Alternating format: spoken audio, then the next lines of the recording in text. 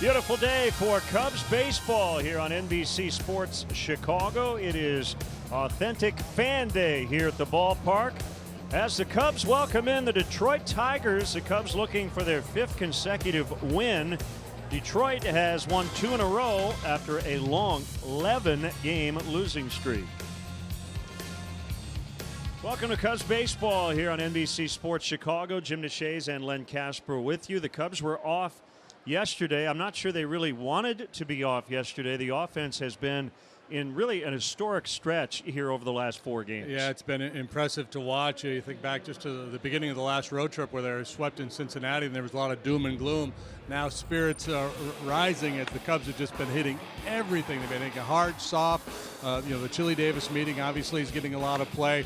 Cubs have done a real nice job hitting the ball to the other field, using the whole ballpark. 377 team batting average over the last week, at least 10 hits in each of the last 6 games. That's the longest active streak in Major League Baseball. As a team during the 4-game winning streak, they're batting over 400. They have scored in double digits in each of the last 4 games for the first time since 1930. Now the wind has turned around today. It is blowing in, but the approach they've had during this winning streak would say the wind conditions shouldn't matter. Yeah, it's not like they were hitting a bunch of home runs in that series against the Twins. They were spraying the ball all over the diamond, so the wind probably shouldn't be much of a factor here today. What's going on with Kyle Hendricks? It's been a struggle here lately. I think command of the sinker has been a big issue. He's left it in the middle of the plate and up a little bit too much. He's had first inning issues. He got an ERA above 7 in the first inning. We look at the home road splits. Been much better here at Wrigley with a 296, but over his last 3 or 4 starts, regardless of where he's been, just hasn't been the typical stuff we've seen from Kyle. 580 on the road, 296. Hopefully this is the day where he gets things pointed back in the right direction. So his fastball averages about 86.5 miles per hour, right at the bottom of Major League Baseball. Michael Fulmer is at about 95.5 miles an hour. Yeah. That's right near the top. Yeah, he was an all-star last year. He was a rookie of the year 2 years ago. He's a stuffy guy. He averages 95, 96 miles an hour, can touch 99 with the heater. He sinks it as well. We look at his numbers against the National League. He hasn't won in 3 ball games, but he's pitched well with a .183 earned run average. So the Tigers are getting some deep starts from their rotation. Fulmer today. Veteran left-hander Francisco Liriano will pitch for them tomorrow. They don't score a ton of runs. They're without Miguel Cabrera for the rest of the season. And as we mentioned, they have dropped 11 of their last 13. Kelly Crawl will have a Chris Bryant update a little bit later on. And when we come back, award time for the Cubs as John Lester and Javier Baez being acknowledged by Major League Baseball. More to come as we get you set for the Tigers and the Cubs.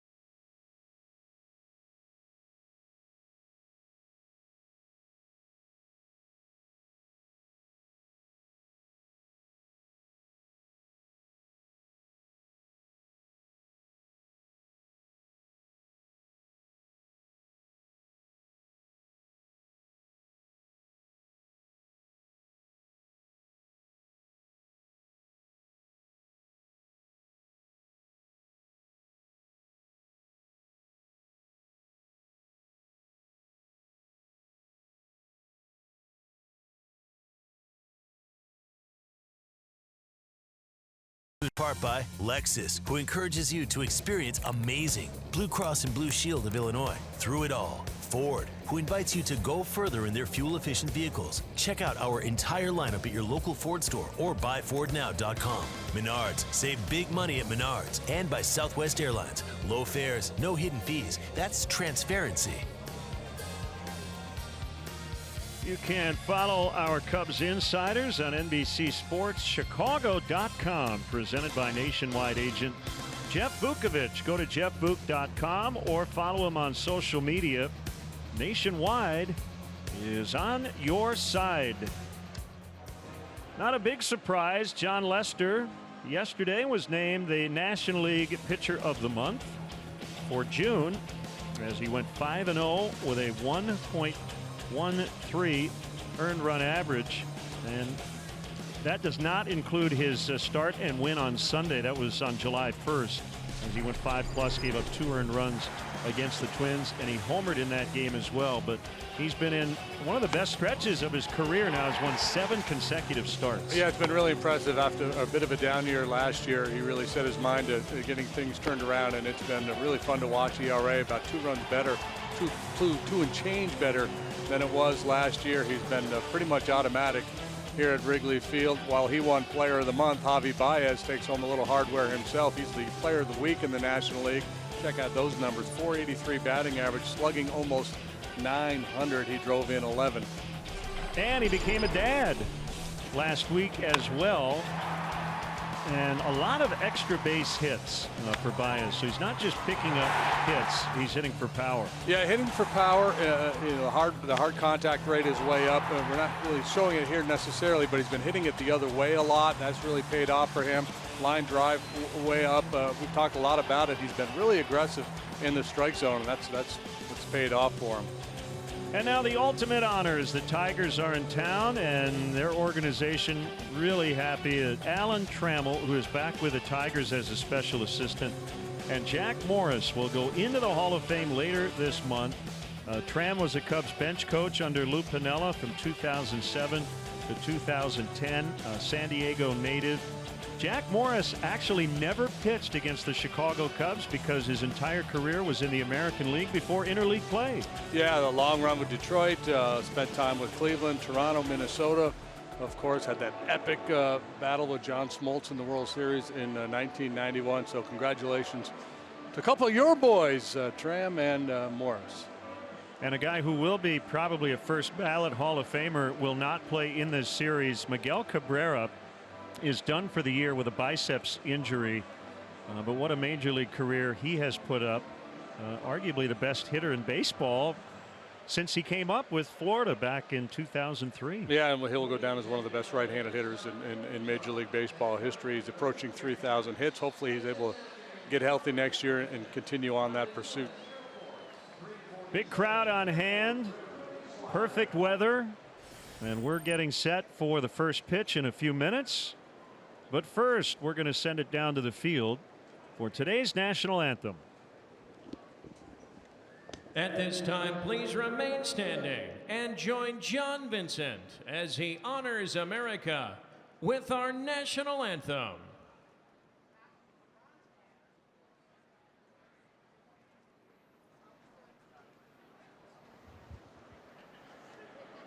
Let's start that one over.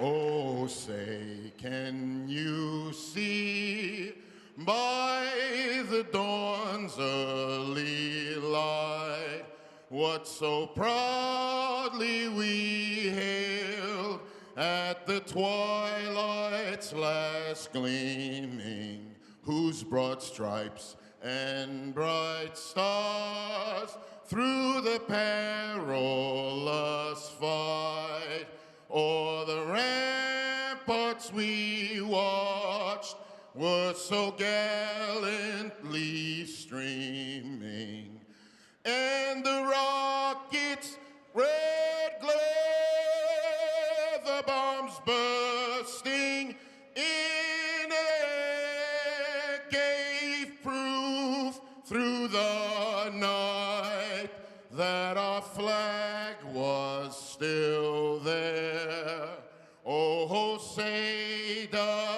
that star-spangled banner yet wave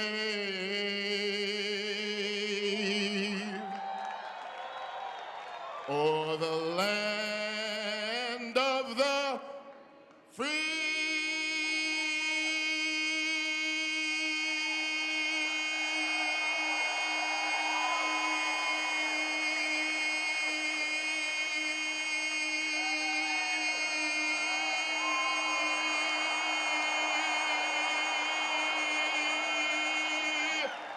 And the home of the brave.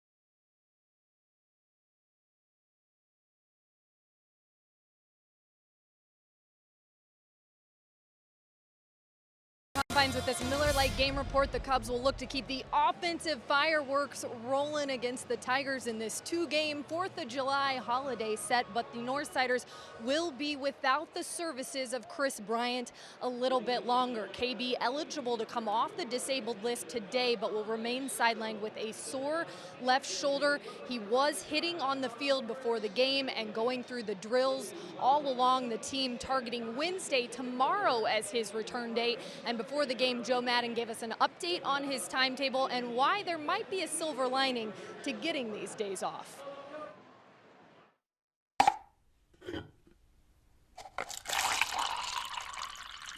Yeah, Wednesday to target, and then if not, then even Friday, because I just talked to PJ yesterday. We like what's going on. He wanted to have him hit today on the field, go through some baseball activities, and it felt good that he would be able to play tomorrow. Yeah, and if he doesn't, then we have, because of the off day, then it moves to Friday. Otherwise, it probably would have been Thursday. But listen, I just want the guy to be well. I'm loving the break that he's getting right now over the last couple of years. All the work that he's put in. Even with these 2 days off this week, there's ways to get guys even more rest this week. After going through the gauntlet we just went through, now Monday, Thursday off, Tuesday, Wednesday play. Even if I could get some guys off tomorrow, if that's possible, then they're almost going to get like 3 out of 4 days off.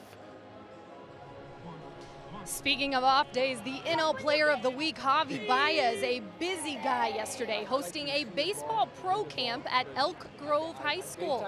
Baez, along with a group of area high school and college coaches, led a camp of over 500 boys and girls in grades 1 through 8, and the campers experienced various aspects of baseball fundamentals, with El Mago showing them just how it's done. All the kids getting an individual photo with Baez as well before they wrapped up the afternoon. Such a great experience, and Baez, just a big kid himself, so you know he had a good time out there, and says it always surprises him how these young kids know so much about the game already. He goes, some of them know more than I did, and they always come up and talk to him about the crazy plays, and he says that's what it's all about, the future of this game and teaching them the right way. Speaking of future, we got the Cubs and the Tigers coming up very soon. Kyle Hendricks, the professor, going to take the mound here at Wrigley, where he has been very good this season. Lynn and JD will have the call right after this timeout.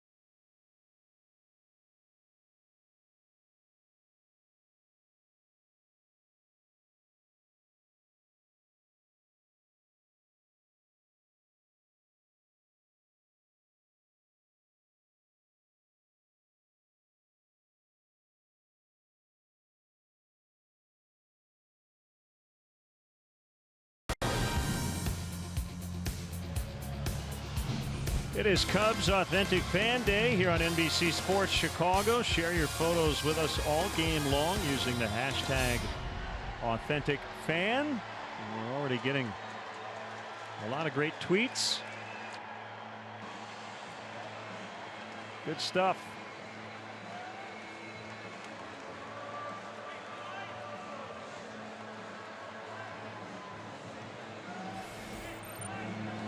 Kyle Hendricks on the mound today for the Cubs. He faces the Tigers for the first time in his career. Michael Fulmer facing the Cubs for the first time, so some unfamiliarity between these two teams. Now the Tigers Southwest starting lineup: Mikey Matuk in left, leading off. Their best player, Nicholas Castellanos, likely to be an all-star. Former Cub Jamer Candelario will play third and bat third. Nico Goodrum had the big hit in extras yesterday. Jim Adduci will make his 2018 big league debut this afternoon. Jacoby Jones in center. Leonis Martin is on the DL. James McCann catches. Jose Iglesias the shortstop, and Fulmer the pitcher. Cubs defensively, and Kyle Schwarber left, Albert Almora Jr. center, Jason Hayward right, Baez Russell left side of the infield, Riz Obrist on the right side. Wilson Contreras is the catcher today, and the Lexus Experience Amazing starting pitcher is Kyle Hendricks. Out there for the 17th time. He carries a 5-8 record and a 4.21 ERA to the mound. 92 innings. He's allowed 84 hits. Biggest number is the home runs, 16 home runs allowed for Hendricks, and that just speaks to a little bit of a lack of consistent command with that sinker. He's been hurt a little bit, and he's had some first inning issues as well. Over his last 5 starts, he's now 1-4 with a 7.03. So he's due for a dandy.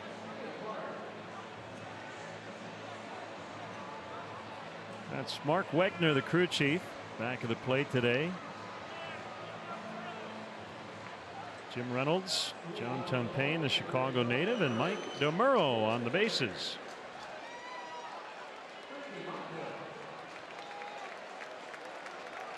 Both teams wearing their Stars and Stripes 4th of July uniforms for this series. And it's Mikey Matuk to lead it off. Hendricks' first pitch is in there for a strike at 86 miles an hour.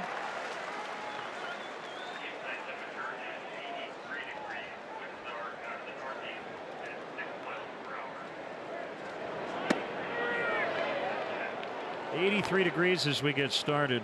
A northeast wind, meaning it's blowing in from center at 6 miles an hour. It's going to be real hot again tomorrow. Hands over his head and a 1-1.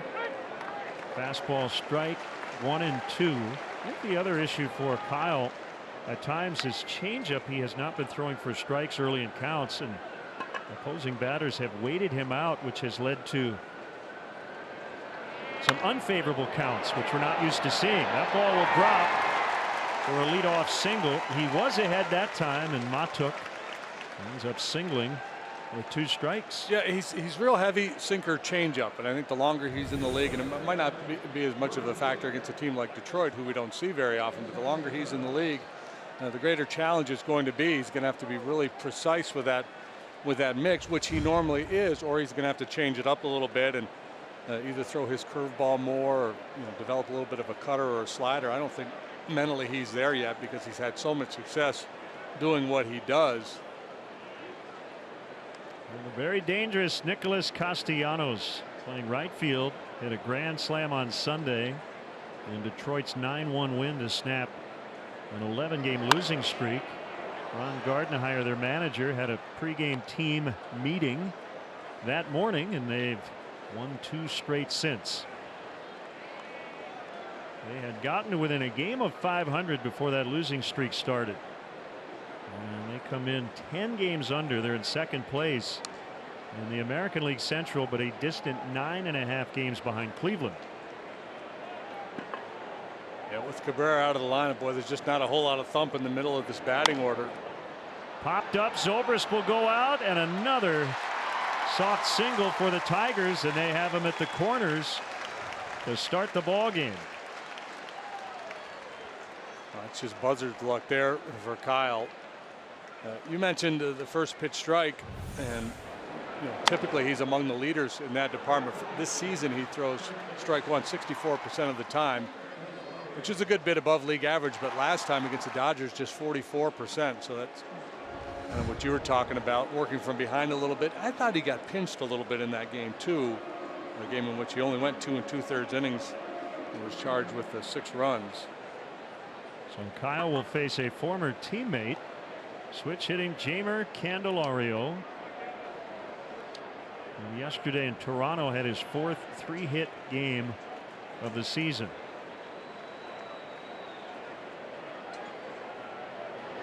Cubs sent him to Detroit last year in the Alex Avila Justin Wilson trade. I'll show you that mix on Kyle.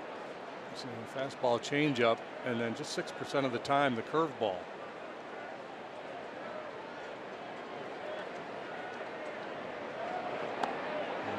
With that kind of a mix, you might anticipate reverse splits, and that is the case. He's been better against left-handed hitters than righties. Doesn't have anything that breaks hard away from right-handed batters. Lefties tend to be out in front of the changeup. Jeimer owns a World Series ring. Appeared in 5 games for the Cubs in 2016. Swing and a miss on the change. And now that he's at 2 strikes, hitters can pretty much expect The changeup will be coming at some point. With 2 strikes, he's thrown his changeup 53% of the time. That is the highest such percentage in the majors.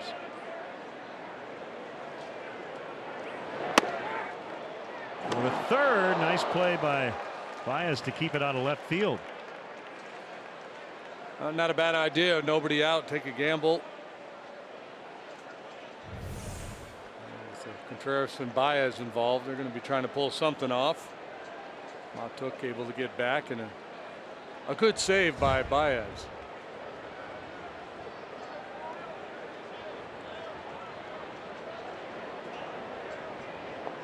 Here's the pitch. 3-2. So back-to-back fastballs once he got to 2 strikes. And it's 3-2. Another switch hitter on deck, Nico Goodrum.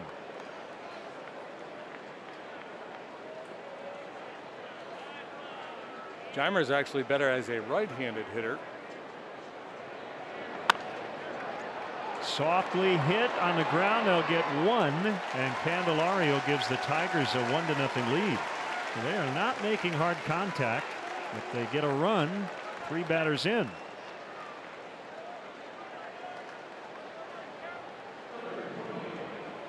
Yeah, this is the blooper, and then this little soft ground ball where Zobrist had no options. There's only one play to be made. 15th first inning run allowed by Hendricks in 17 starts.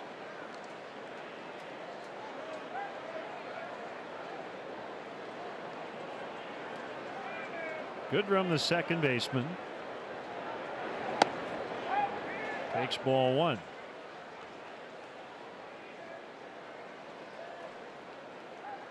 Former Twin signed a minor league deal with the Tigers in the offseason.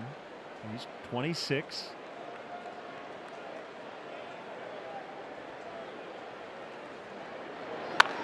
And he drills one into the right field corner. And it's going to be 2-0 as Castellanos scores. Goodrum has a double. He had a big triple in the 10th and scored the game-winning run in Toronto yesterday.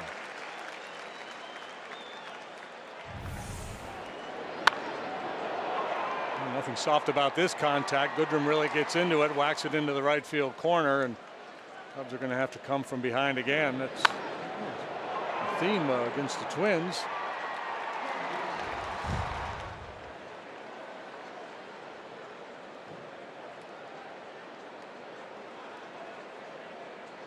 Usually think when a pitcher's facing a team for the first time, advantage pitcher, because they don't have a book on him. But Hendricks is such a smart guy and knows how to pitch the hitter's weaknesses. It really might not be advantage pitcher here in this situation. This is a big day for Jim Adduci, who had spent a long time in the Cubs minor league system at one time. He's basically been a career minor leaguer with a few chances at the big league level. And this is his Wrigley Field debut. He is from Evergreen Park. Big league time with Texas and Detroit. He hits a ground ball to Zobrist, who gets him for out number 2. 33-year-old Jim Adduci was with the Cubs from 2007 to 2012 and never got to the big leagues. His dad was a big leaguer for a little bit. He was in the 80s. And Jim Jr. was born in British Columbia, Canada, when Jim Sr. was playing for the Vancouver Canadians.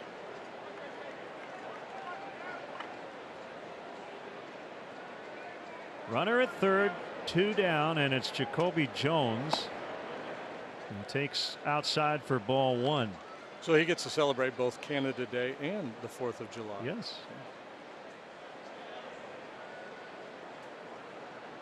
Tigers just put former Cub Leonis Martin on the disabled list with a left hamstring injury.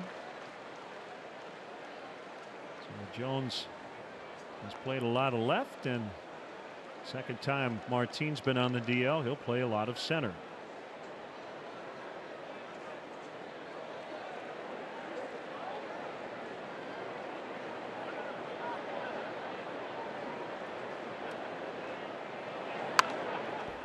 Fouled to the screen.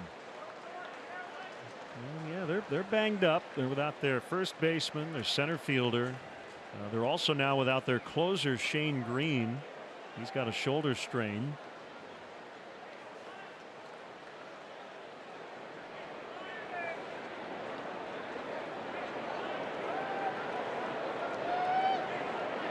There's 1-2, swing and a miss, strike 3. But the Tigers get a pair, and the Cubs are coming up against hard-throwing Michael Fulmer when we come back.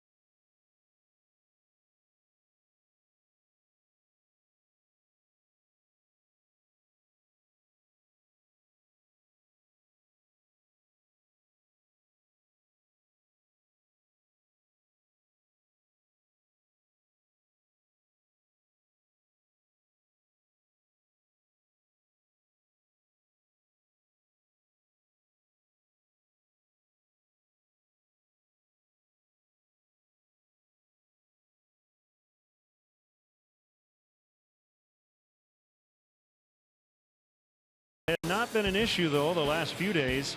Almora, Hayward, and Zobrist 1-2-3. Rizzo, Baez, Schwarber 4-5-6. If you're looking for Chris Bryant, he could be back off the DL as early as tomorrow. Contreras, Russell, and another Kyle Hendricks 7-8-9. Tigers defensively. Matuk left, Jones center, Castellanos plays right. Remember, Candelario's the third baseman. Iglesias can really pick it. He's at short. Goodrum plays second. Aducey first. James McCann behind the plate. Good at shutting down the running game. Michael Fulmer has a losing record and a 4.20 ERA, but he's a good one. As I mentioned, he can really light up the radar gun. Touch 99, average 96-ish. And I think he is a real fascinating study in terms of the direction the Tigers want to go, because he is not due to be a free agent until after 2022. He's 25 years old. He's got a big arm. So I guess it depends on how long they think a rebuild will take, because the minute you get rid of a Fulmer, you're trying to develop another guy just like him. Yeah, and I think he's not going to be making gobs of money for a while, so there's no real urgency on their part to move him. On the other hand, the leadoff man is presented by Binny's Beverage Depot. If Albert gets a hit, Binny's will donate $100 to the Greater Chicago Food Depository. That reason you mentioned is why a lot of teams would probably have a huge interest in him. Right? Absolutely, yeah. Big arm, controllable for a while. He strikes out Almora to begin the game. So you're always in listening mode, right? I think any general manager would be, and certainly if you're in the Tigers position, you'd be willing to hear what people have to say. This little split change up here from Fulmer to get the punch out. 60% of the time he's going to throw his fastball. He'll use the sinker more than the four-seamer, but he features both. Gets plenty of swings and misses with all of his pitches. One of those guys that can beat you in the strike zone with that good gas. First pitch is in for a strike on Jason Hayward. His on-base plus slugging is .773. His career mark before he became a Cub, .784. So what we've seen from Jason here in the first 3 months of 2018 Kind of the Jason Hayward everyone saw before he signed with the Cubs. 2-1.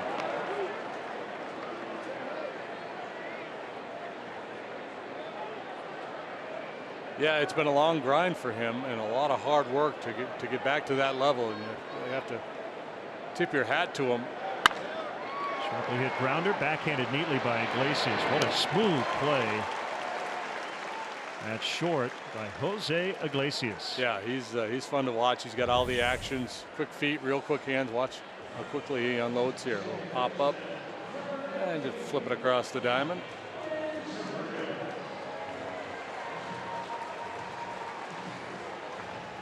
Two outs, nobody on. Here comes Ben Zobrist. When I grow up, I want to be a big league middle infielder and make cool plays.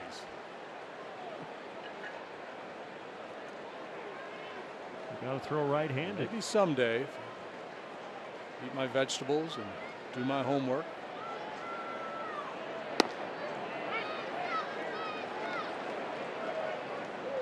Whenever we see a club that we don't see often, you think about the big picture, and the Tigers and the Cubs.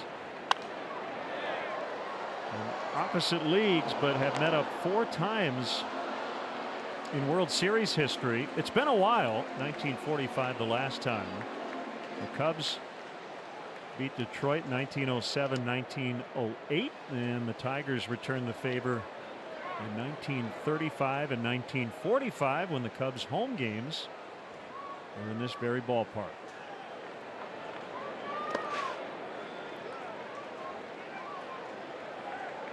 Tigers won that 45 World Series 4-3. And their home games at Brick Stadium, which later became known as Tiger Stadium. Outside for a ball. 2-2.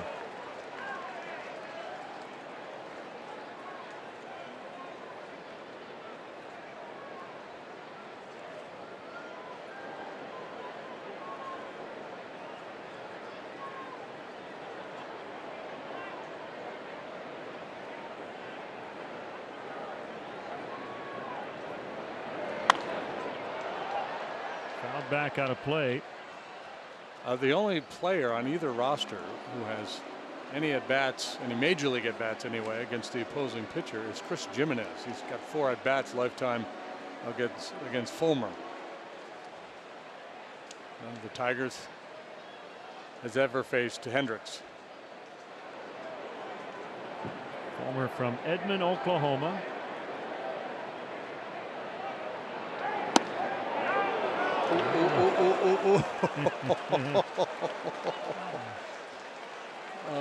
Ben saying, my bad.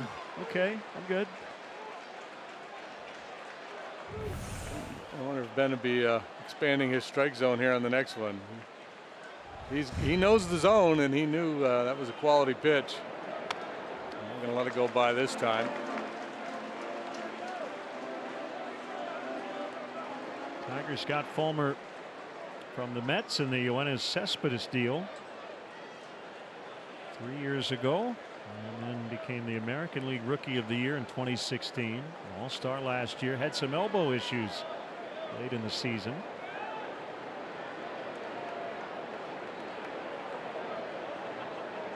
And here's his 3-2 hit on one bounce to first. Adduci will take it unassisted. 1-2-3 for the right-hander. 2-0 Detroit after an inning.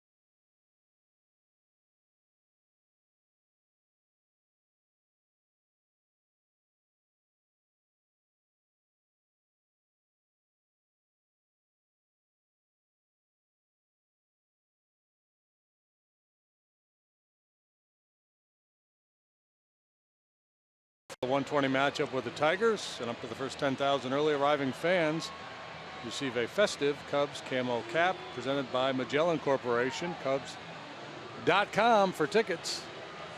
We'd like to welcome all our viewers streaming the Cubs on NBC Sports Chicago on DirecTV Now, along with our viewers watching on ESPN UK, Sportsnet in Canada, and MLB Network coast to coast.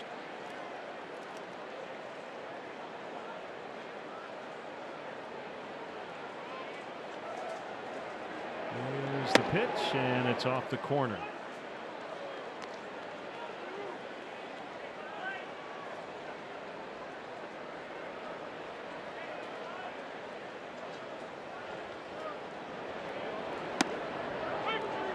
One on catcher James McCann, who has not walked in his last 59 plate appearances, without an extra base hit his last 61 at bats. Swing and a miss. Just trying for extra bases on that swing. Styrofoam cup right there, just floating up there. Tigers averaging just a little over 4 runs per game, 25th in Major League Baseball, 12th in the American League. Pretty well hit. Hayward over. And a fair ball. Did he catch it? He's got it. He did. I hope he's all right. What a play by Hayward. That would have been at least a triple had it gotten by him. They had a play similar to that the other day, and he went headlong towards the wall. Wasn't able to make the play. This time, they're in pretty good shape, but a dangerous play. Great concentration. You cannot do it any better than that.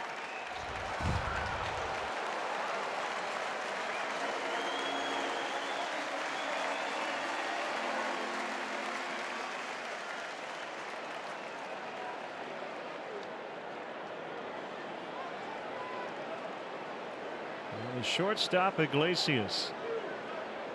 When you have a struggling pitcher like Kyle Hendricks, you need plays like that, right? That could have been runner at third, nobody out. After giving up a 2 spot in the first inning, you know, the mindset all of a sudden becomes, oh man, here we go again, right back into the stretch with the man in scoring position.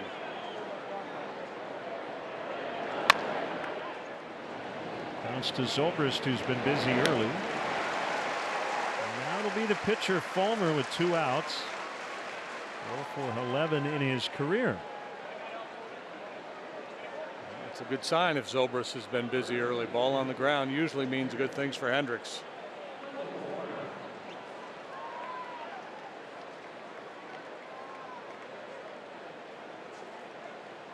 He was a 400+ hitter in high school, and that was a long time ago. Competition was a little different too.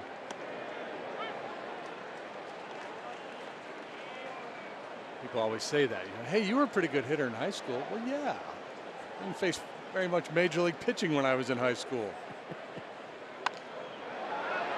Hey, it's Ben Zobrist again, and Hendricks works a 1-2-3 second. He got a lot of help from his right fielder in the process. 2-0 Tigers.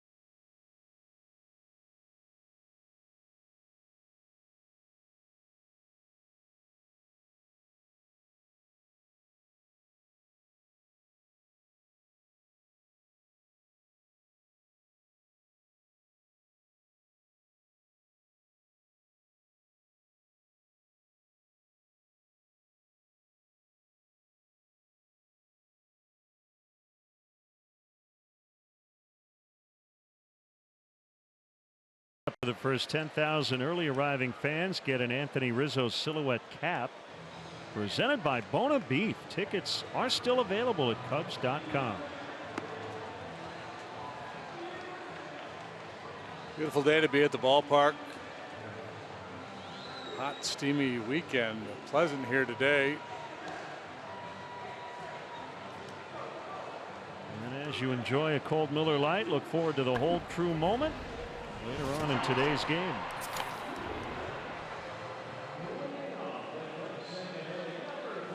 Looking at some numbers here on managers in the ball game today. Joe Madden has won 1,120 games in his career, 51st all time.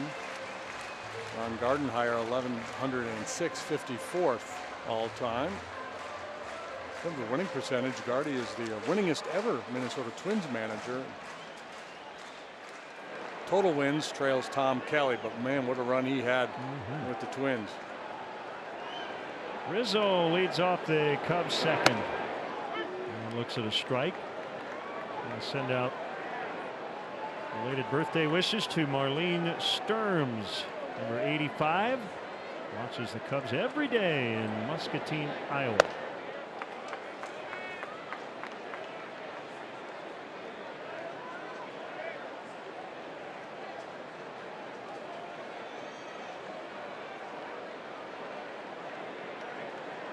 Tigers employ a pull shift on the infield against Rizzo. A swing and a miss. That was the splitter, right? Yeah, good sink on that off-speed pitch at 91.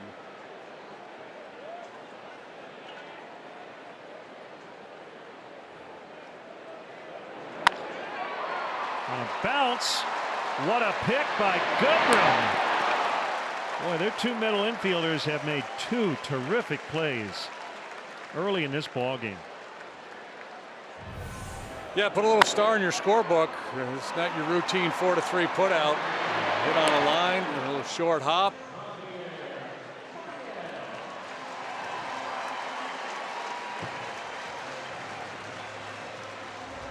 Three great defensive plays early in this game. Iglesias, Goodrum, and Hayward.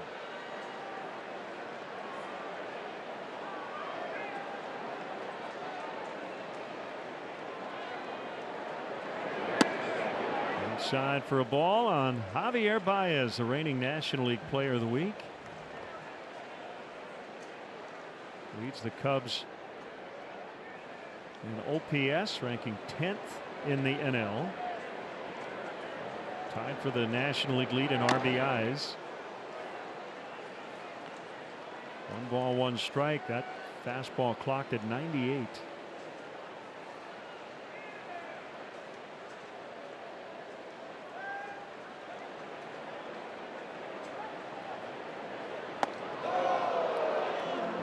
Change up, and it's a difficult pitch to execute all the way to the other side of the plate. And flew open on it. And for our Old Dominion bringing his best. See what he's done. There's still time before the All-Star break.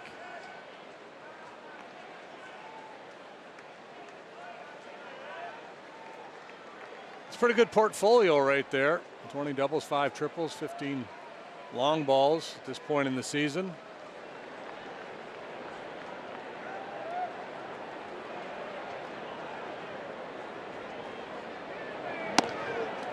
Swing and a miss for strike 3. Number 2 for Fulmer.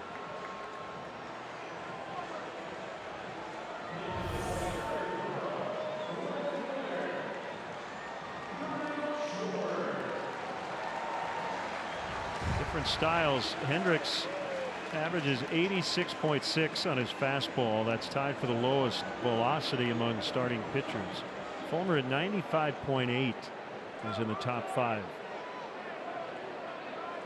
8 innings last time out. He suffered the loss against the A's, but pitched well. 8 innings, 4 runs. This is Goodrum again in shallow right, and the throw just beats Schwarber. So 6 Cubs have batted. They've all been retired by Michael Fulmer. It's 2-0 Detroit after 2.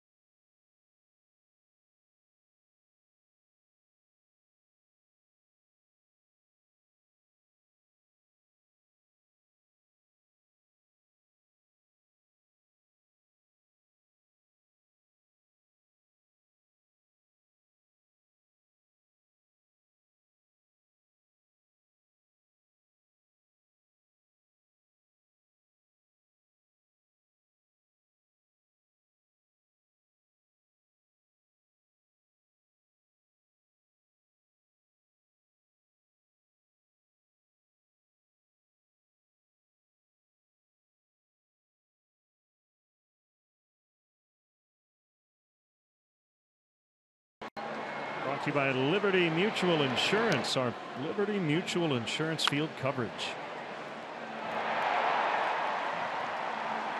Gutsy play by Hayward, saving 2, possibly 3 bases, and good from a tough hop and a nice play to get Rizzo.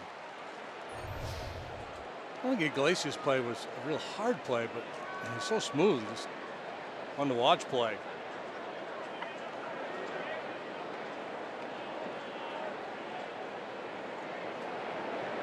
Took ball 1. Leadoff single to start the game and a run. He was their opening day left fielder, but struggled early and has spent 2 stints back in the minors. He returned again to the major leagues yesterday.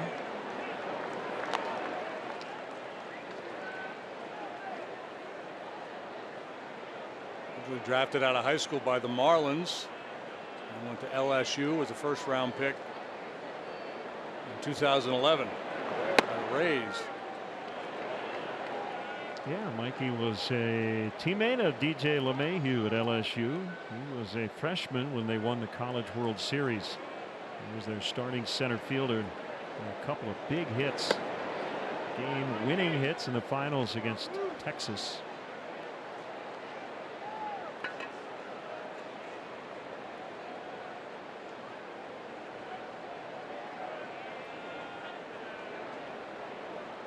Contreras pops down a sign, but Matuk needs an extra second.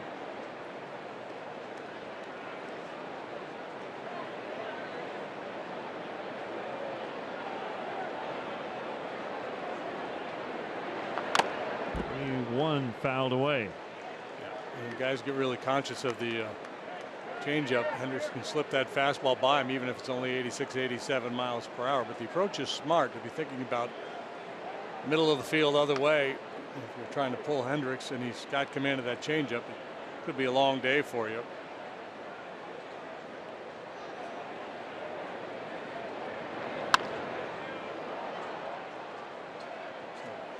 As a pitcher catcher here, you're seeing him letting that ball get deep. So the question becomes, well, can we throw a good heater in on his hands and just jam him, get weak contact that way? It looks like he's not going to sell out on the fastball, and it'd be tough to trick him with a changeup. It's a solid single to left. Matuk is 2 out of 2. And here comes Castellanos.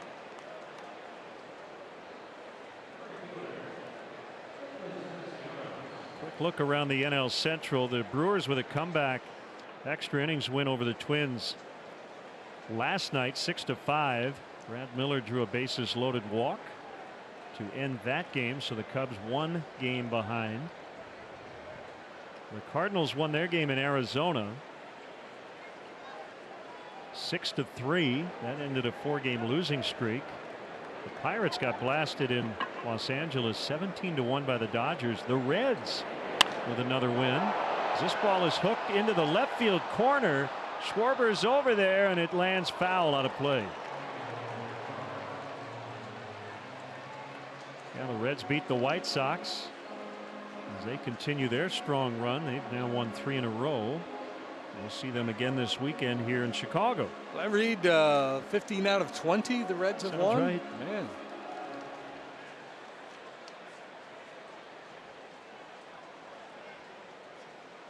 A little controversy with the Cardinals as their GM John Mozeliak had some pretty pointed comments about Dexter Fowler in terms of his effort. Dexter has gotten off to a very slow start. Another ball hooked to left. Schwarber back now in, and he's got it.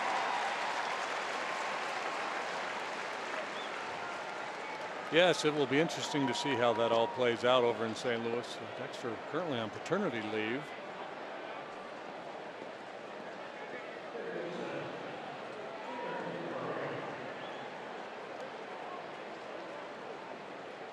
Candelario with an RBI ground out in the first.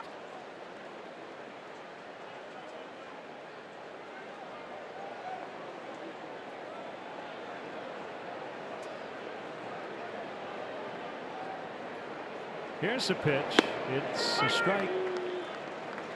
Jamer's just 24. A very bright future. Cubs hated to trade him, but considering he plays third and first, there wasn't a lot of room for playing time on the Cubs roster.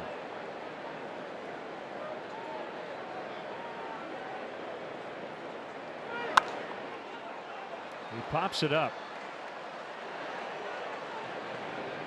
And it's Ben Zobrist for out number 2. Good hang time. Tigers offensively, as I mentioned, they're near the bottom of the league in most categories. They only hit 69 home runs. That's 28th among the 30 major league teams. So I don't know if Gardy would think about trying to run a little bit. Matuk has stolen a couple bases. He had some decent stolen base numbers as a minor leaguer, but nothing to get you too excited. Iglesias will run. Yeah, normally now, if over the weekend, the way the wind was blowing out and the way the ball was carrying, you would take very few chances on the bases. Just try to do some slugging.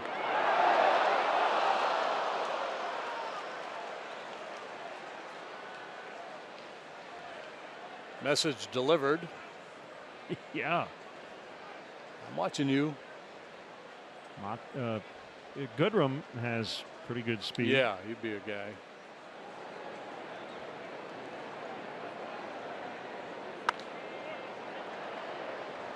Fouled out of play. 1 ball and 1 strike on him.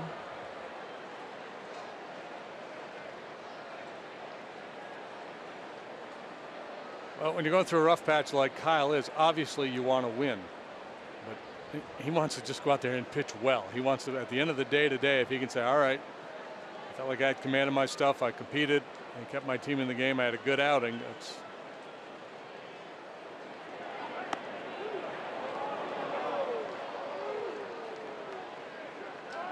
asking if that backdoor curveball was outside.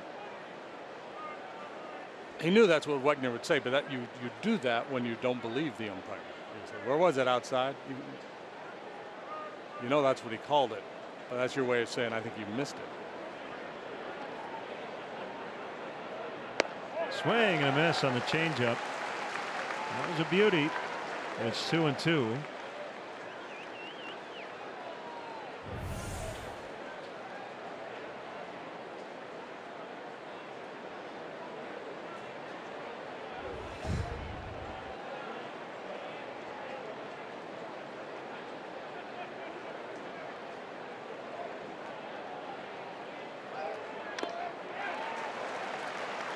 Foul tip, strike 3, and the Tigers done in the 3rd, leading 2-0.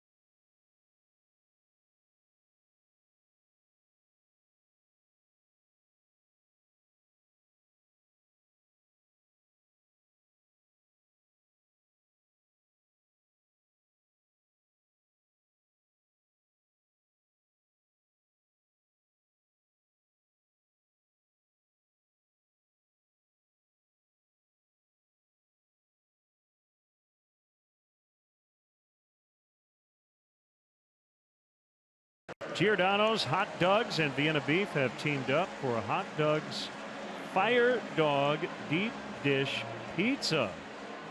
The Great Chicago Merger offering a limited time only pizza exclusively at Wrigley Field. Starting today through the end of this homestand. And JD's going to dive in. How is it? He needs a second. Hey, it's pretty good, man. It's really good.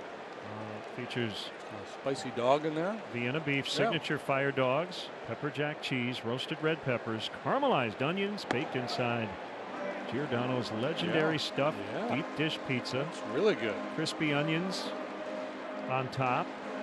It is available near aisle 103 on the third base side. That's at the Giordano's concession stand here at Wrigley Field. Come on out this week. You're having that debate, that internal debate. Do I want a slice of pie or do I want a dog? Boom. There you go. All in one.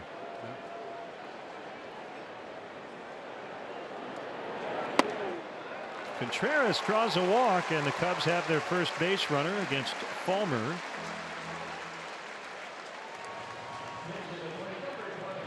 Just as we were talking about Fulmer's future, Bob Nightingale tweeting the Dodgers are not only pursuing Manny Machado but also Fulmer.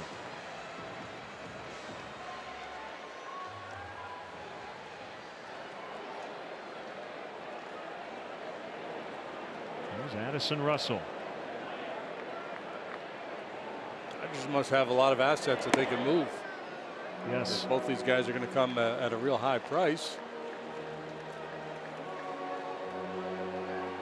Yeah, I keep seeing Dodgers and the Phillies linked to Machado.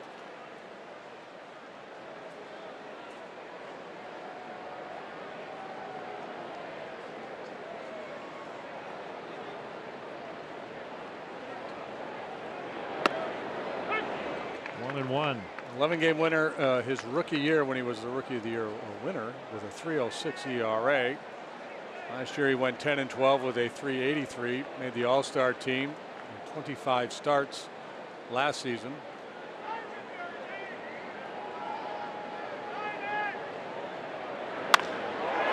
Line the other way, and that'll get in. Knocked down by Castellanos. Russell on his way to second. He'll slide in with a double, and they've got it cooking at the bottom of the order. Russell now with a 7-game hitting streak. Yeah, another one of the Cubs that's really been swinging a hot bat. You go up and down this lineup, it's hard to find somebody who's struggling. They've all really performed so well over the last week, and in some instances much longer than that, and that's been the case for Russell. And again, I hate to sound like a broken record, but driving the ball the other way has really paid dividends.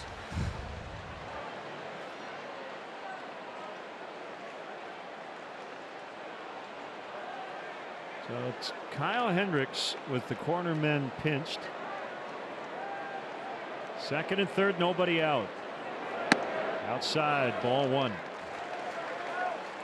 Yeah, I think one out here. Maybe you're thinking safety squeeze. The way Almora's been swinging the bat here, you don't want to do anything careless where you might lose a base runner. Ground ball to the second baseman will play nicely here.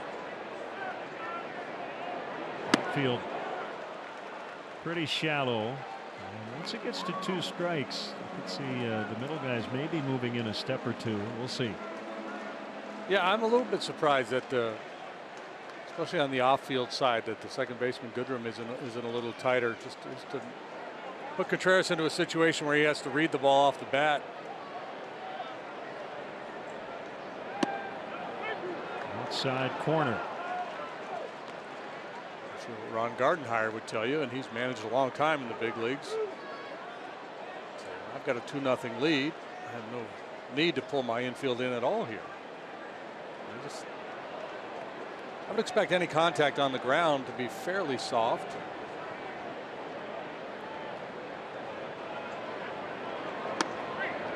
That is nasty.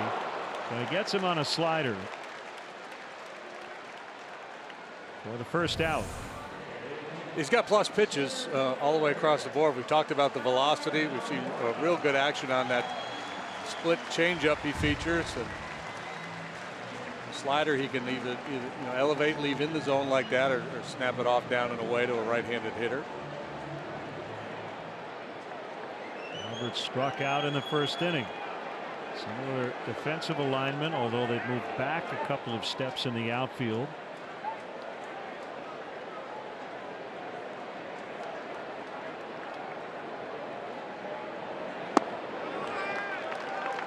Xfinity X1 customers say, show me the Chicago Cubs into your X1 voice remote. Get live team stats on your TV.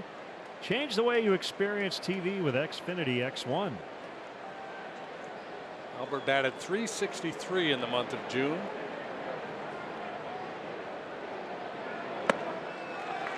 Currently second only to Scooter Gennett in batting average in the NL. Gennett at .336. Albert started at .331. He's now at .329. He likes velocity. 94 and above, hitting .423. That's number one among all major league hitters.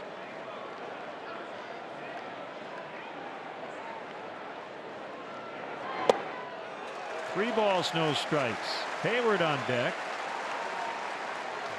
What he doesn't do is walk. He's walked 15 times this year. He's not taken an unintentional walk in his last 89 plate appearances.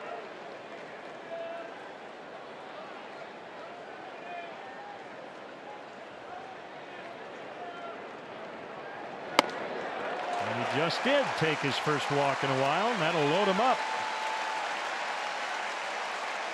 Well, that was part of the conversation that Chili Davis had with his hitters out in LA, when he called that hitters only meeting. Hey, let's get back to doing what we do. Be patient. Go ahead and accept your walk. Trust the guy behind you can deliver.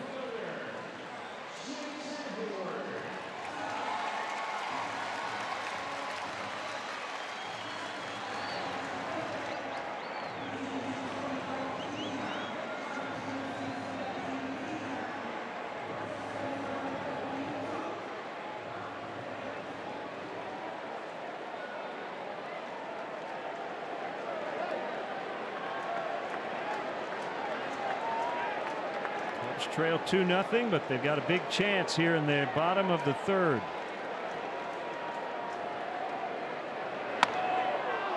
Popped up on the infield, and Hayward just shattered the bat over his knee as he pops out. 2 down.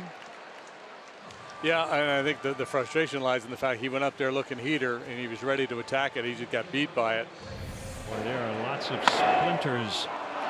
Oh, he did on the, okay. Slammed it to the ground first, then over his leg. And they're doing a little maintenance. Please replace your divots and pick up your splinters.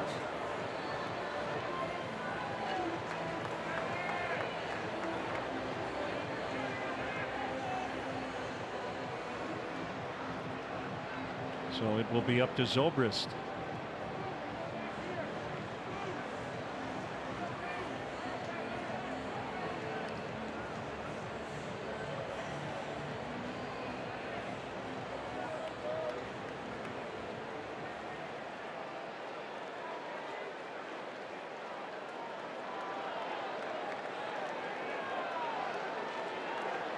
Not a bad guy to leave it up to.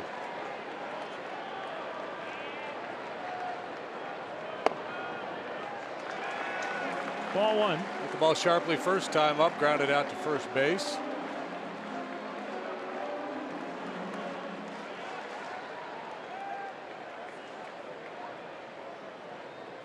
.333 with runners in scoring position this year.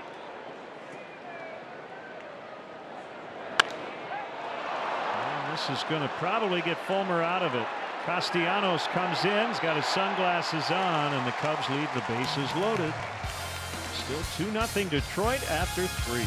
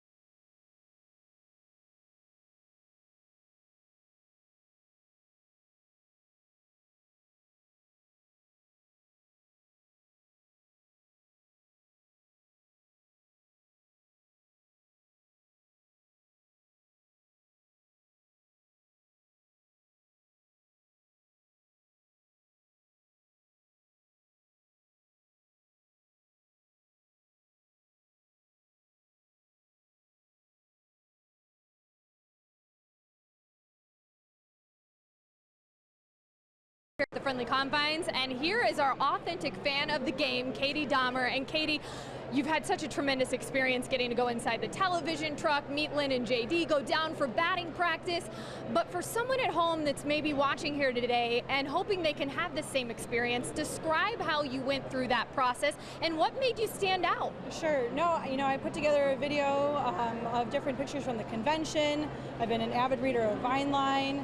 And I always take the W flag wherever I go. And so last year I took it with me to Europe, and being an ambassador for the Cubs, and you know, telling other people what the W meant, because in Europe they didn't know what that was in baseball too. So. And Katie today brought the W flag and took a picture with you guys, Lynn and JD, in the booth. 10 Cubs conventions. I'm not gonna lie, Katie, that's more than I've been to. So, I mean, this girl, authentic fan all the way. Thank you, Kelly. And Katie and her dad, Daryl, visited the booth before the game. It was great to meet them both, and she was thrilled to be our authentic fan of the game.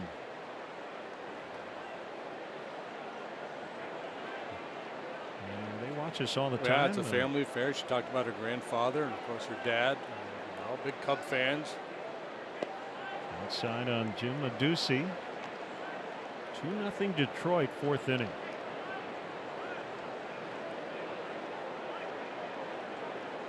'91st Major League game for Adducci.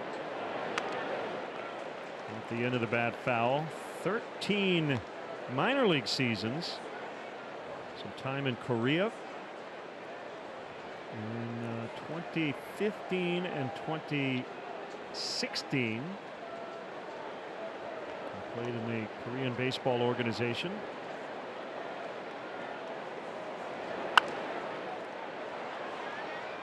Now we'll get behind the Cubs dugout.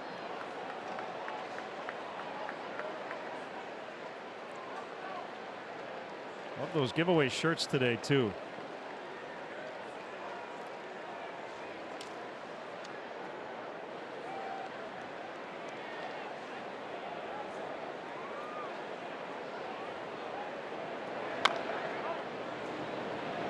Foul to first. I don't know Adducci's story, but you know, for so many of those guys that are just kind of teetering on that edge for years, where they get a little big league time and it's been most of the year AAA, or never quite able to break through and establish themselves at the highest level. You know, the margins can be so slim.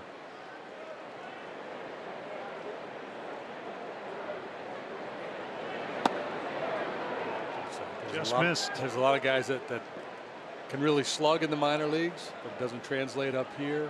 Guys that hit for high averages down there, they don't hit enough for enough power, and they don't have plus speed, so they're just kind of that tweener. That will drop in for Adducci, and it's the 3rd time in 4 innings the Tigers have picked up a leadoff hit. I'm sure Jim has a lot of family and friends at the ballpark today.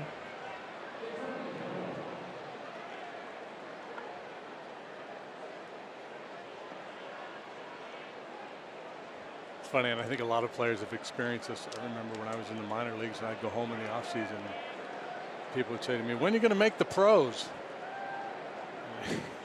So no, I'm playing pro ball. This is professional baseball, but people don't want to hear that.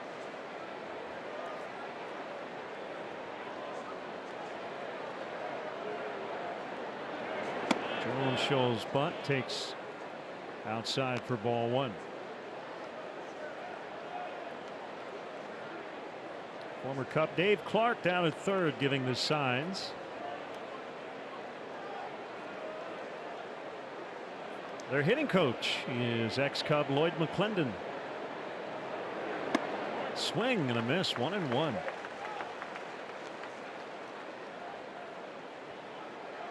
Legendary Lloyd.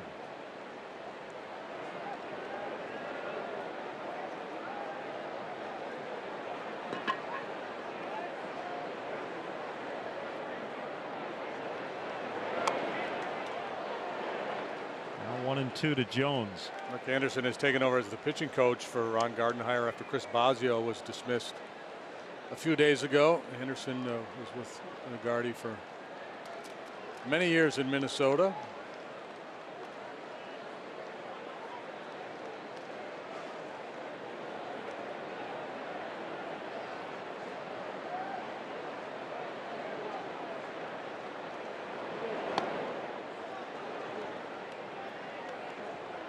Two and two.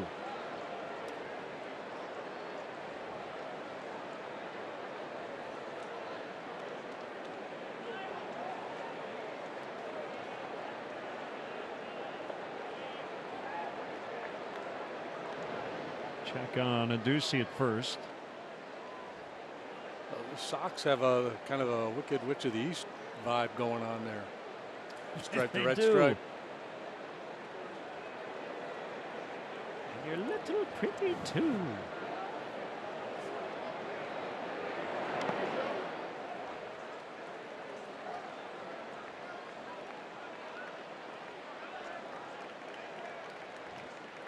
Tigers, I mentioned their struggles offensively. 28th in baseball in home runs. Near the bottom of Major League Baseball in on-base percentage. They don't walk a lot.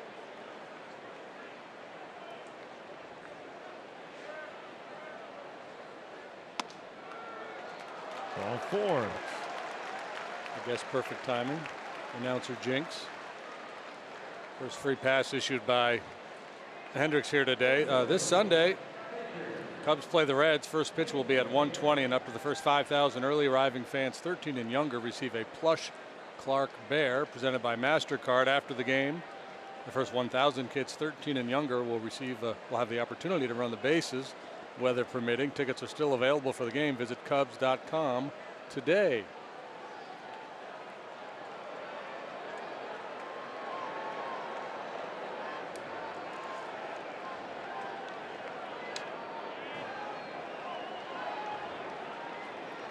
Triple plays in order. James McCann with a base hit. Aducey around third. Here comes a throw by Schwarber. Cut off on a one hop by Baez. It's 3-0. James McCann with an RBI single. Aggressive send by Dave Clark there with nobody out. Kyle Schwarber, excuse me, has been really good throwing people out, but it proved to be the right play. The throw was offline and wisely cut by Baez. They are near the bottom of the order, so he might be more aggressive as a third base coach. Yeah, and you read the outfielder too. If he's coming straight in on that ball and is able to square his shoulders, maybe you throw up a stop sign, but he had to kind of come towards the line a little bit. That makes it tougher to make an accurate throw. Iglesias takes a strike. Give a shout out to Rich Hughes from the Friendship House in West Lafayette, Indiana. Huge Cubs fan, and also an early happy birthday wish to Jewel Harris. Hope it's a good one. Pulled down the left field line, and that will end up foul.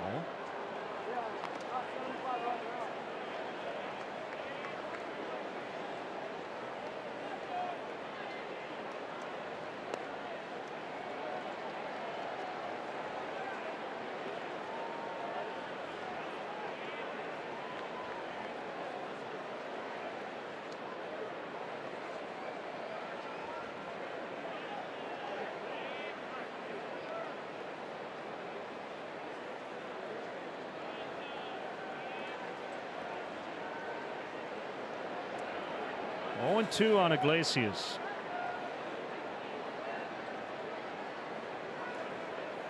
Kyle wants to chat with Contreras.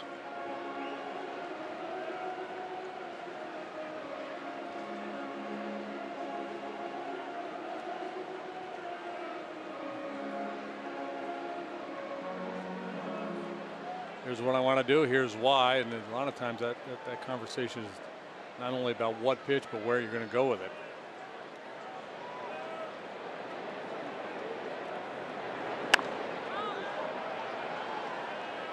Infield fly rule will be in effect here. Russell makes the catch. Iglesias is out. And now with pitcher Fulmer, who grounded a second in the second.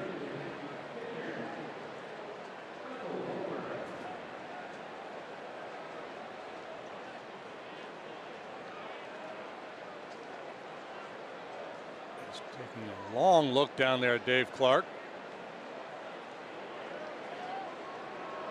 You would presume to be a bunting situation. Rizzo's halfway to home plate already. Watch out for a pickoff at second base. Bunted foul. Fulmer a little jelly-legged. Kobe Jones down there at second base. One thing he has to be aware of is Rizzo is as aggressive as anybody in the league at defending bunts from first base. Contreras, as quick as any catcher in the game, bouncing out there to field bunts. So he's got to make sure he gets a good secondary lead, and that's what sets up a potential pickoff play at second base. That time not a series of signs from Clark, just a conversation. Perhaps giving him the green light to slash if Anthony continues to blitz.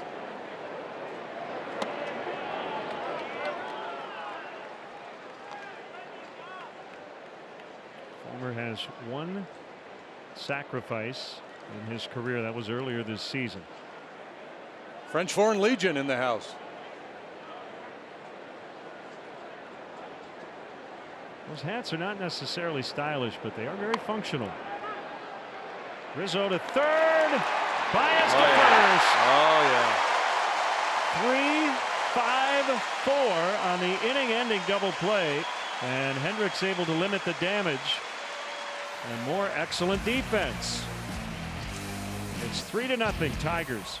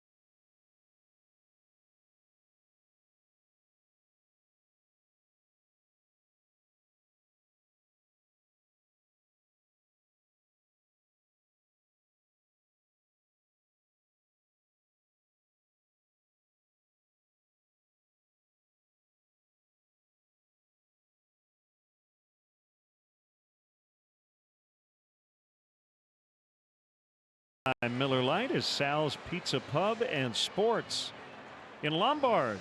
If you aren't headed to Wrigley Field, watch today's NBC Sports broadcast. It's Sal's, and to see the complete list of bars of the game presented by Miller Lite, visit NBCSportsChicago.com. And it's time for our high-speed action powered by Xfinity. Now this is not a bad bunt. Normally in that situation you're trying to bunt the ball towards the third baseman to get him to vacate his position. But the problem is Rizzo's so aggressive, he's able to cut it off and turn it into a double play. So again, it presents such a conundrum for opposing managers. Bunt, no bunt, what to do. And Rizzo's such a difference maker on that bunt defense. StatCast is powered by AWS. As the Cubs turned a nifty 3-5-4 inning-ending twin killing.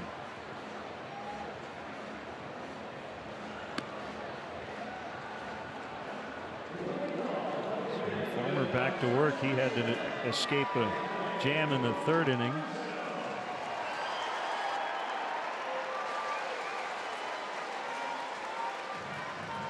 So the Tigers have won 2 in a row after losing 11 in a row. Are they hot, cold, or neutral? You got to do a little better, right? If you lose 11 in a row, you can't be hot after winning just 2. Yeah, and I said last week you kind of wanted the Tigers to end that losing streak in Toronto, just due to the cycles of baseball. Rizzo grounds to Goodrum. They got him on a much tougher play the first time.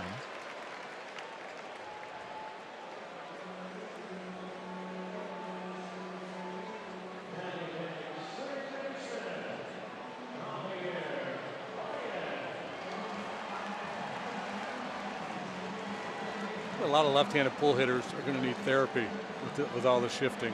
It's so frustrating. Hit the ball really hard first time, relatively well this time. Just a couple of 4-3s in the scorebook.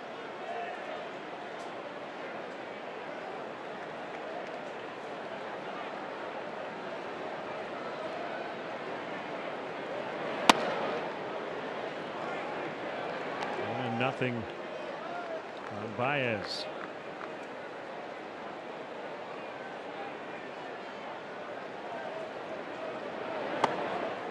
An awkward cut. Bad changeup, good result. Thought he was going to get a fastball and instead got the change and missed it. And you see the split grip.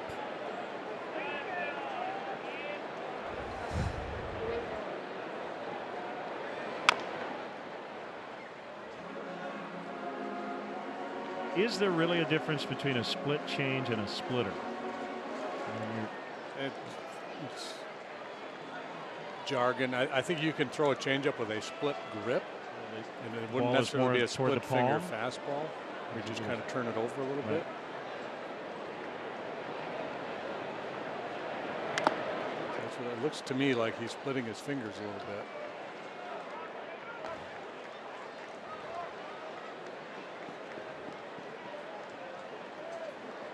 And then just kind of turns it over.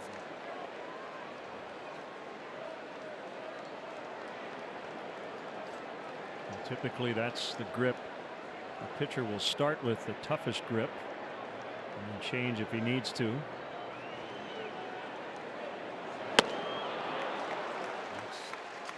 Ultimately, where a lot of guys go on Javi to try to put him away, slider away. But anyway, so it looks to me, I haven't talked to him, but it looks to me that he's using a bit of a split finger grip and just kind of turning it over like that. His changeup, where a true split finger pitch would be a split grip, and you kind of pop it, and the ball comes out this way and has more just downward bite as opposed to the fade that we're seeing from his. Got it.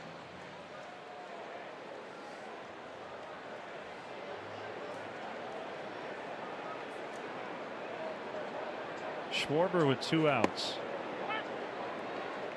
98, bottom of the zone.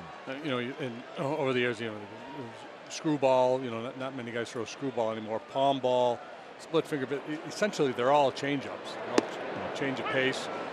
You sell them with hand speed and arm speed, and the grip is what creates the off-speed nature of the pitch. Splitter, or I guess the forerunner to that, the fork ball. That's a pitch Roger Craig really liked. Diving attempt. Jones trapped it. That'll be a 2-out hit for Schwarber. They give Wilson Contreras a chance. Yeah, and the fork ball, at least my concept of the fork ball, as you see this one, just short of Jones, it was a wider split, a wider grip, and then, you know, the ball kind of floats out a little bit, and it almost, you know, I used to play around with it a little bit, and it could get it to tumble kind of like a knuckleball. Jack Morris threw a fork ball.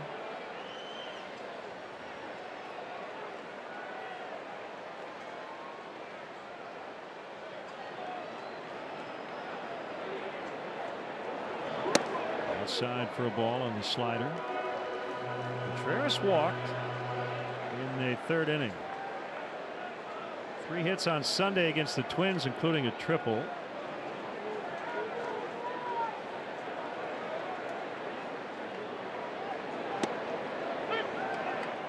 Now 1-1.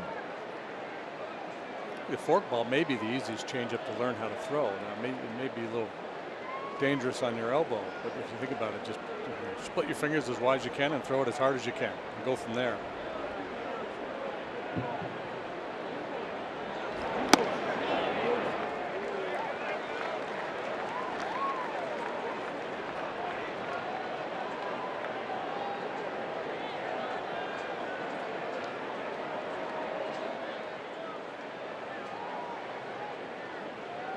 Has a sign, and his 2-1 is fouled out of play.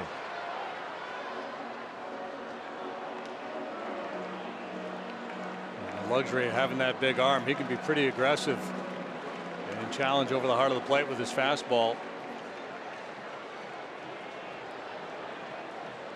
I want to make a habit of it, but he can get away with it more than a guy who's throwing 91, 92 could.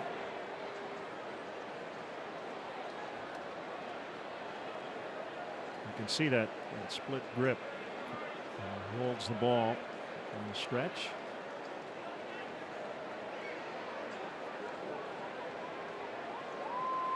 And can manipulate it in the glove.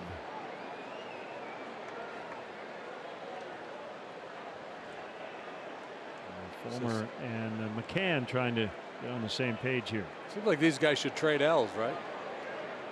Fulmer and with 1 L and Wilson with 2. Yeah. Toward right, not hit hard, but placed well, and that'll send Schwarber to third. And the hot-hitting Addison Russell with a 2-out RBI chance coming up.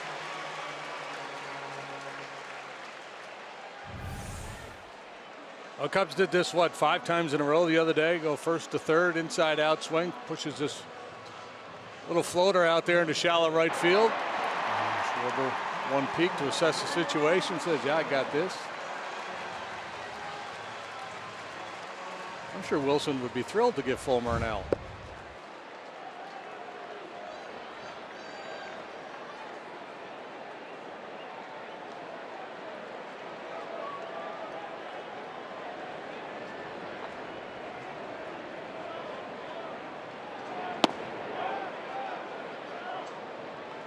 Russell did not swing. That's ball 1.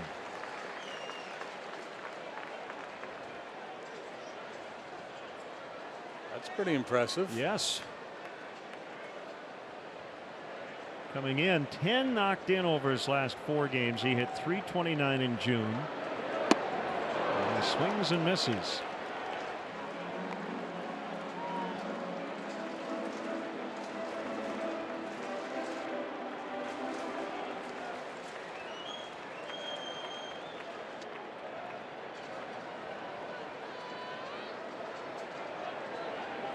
Flutter of the glove. And the 1-1 is outside on a slider.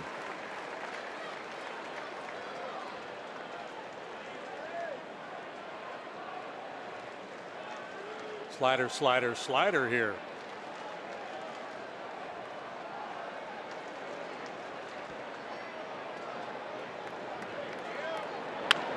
Bounce to third. Candelario will throw to first, and the Cubs have stranded 5 men in the last 2 innings and trail the Tigers 3-0.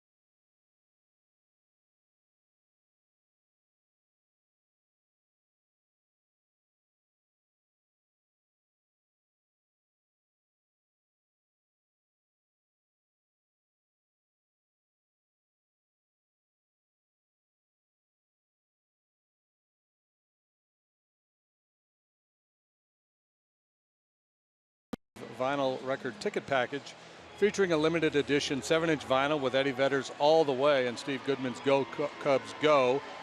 It's only available for this Friday's game, and fans need to purchase tickets through Cubs.com/vinyl. There are a limited number of vinyls still available, so act now. Remember, only through Cubs.com/vinyl will you get that lovely disc.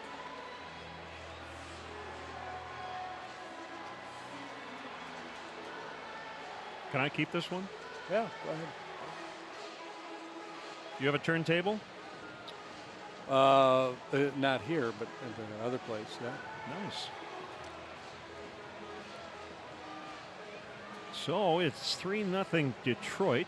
Tigers will bat here in the 5th inning. Although if you were to sling that out of the booth, I'm not you going to do get it. some pretty good carry. That's why I'm going to keep it away from you.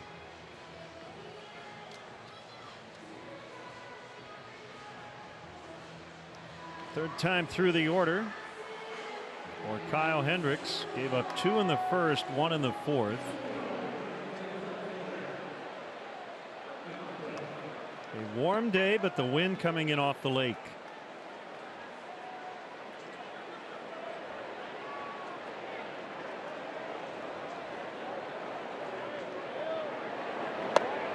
Took shows bunt, takes a fastball outside. Broad shouldered as he stands in.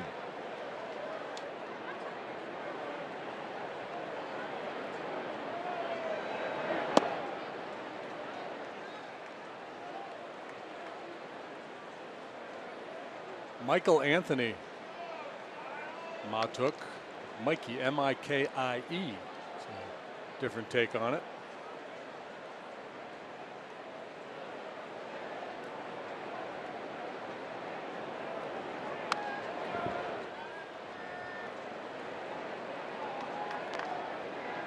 According to Baseball Reference, his nickname is Nighthawk.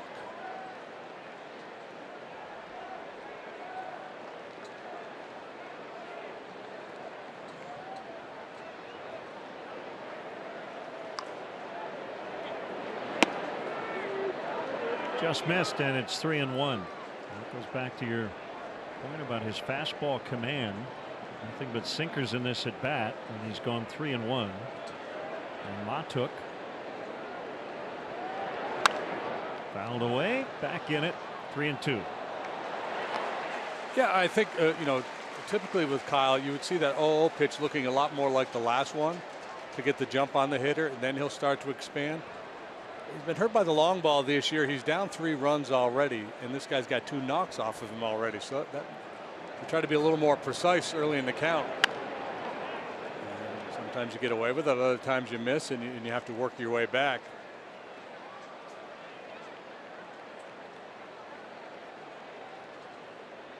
It's a calculated gamble for a pitcher, especially a guy who doesn't have plus stuff. We talked about Fulmer's ability, you know, every now and then just pump one in there over the heart of the plate because he's throwing 97. It's a little different calculation when you're throwing 87. Whipped in the left. Matuk is 3 for 3.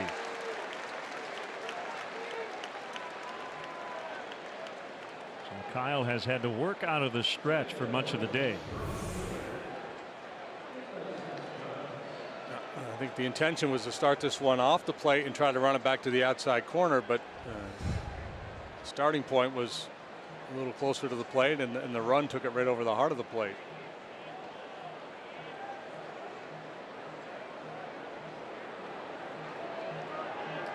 Castellanos has singled, scored, and lined out.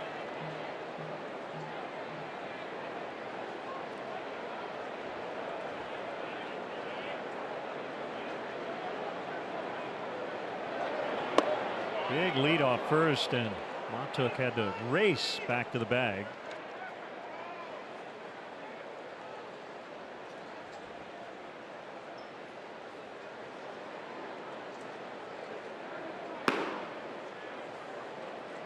There's Detroit native Anthony Bass up in the Cubs bullpen.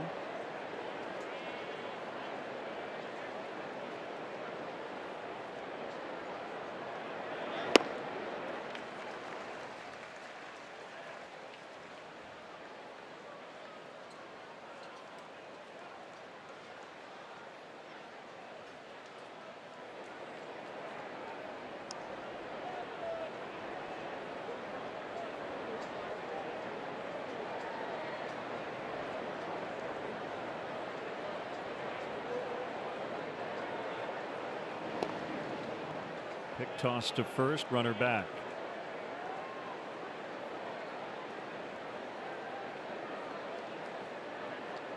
Castellanos, originally a third baseman. Last year, he led the American League with 10 triples and became the first Detroit third baseman with 10 triples in a season since Ossie Witt had 12 back in 1916. Ossie Witt? Yeah. V-I-T-T? Yes, sir. No relation to Katarina. No. Because she could do a triple axel.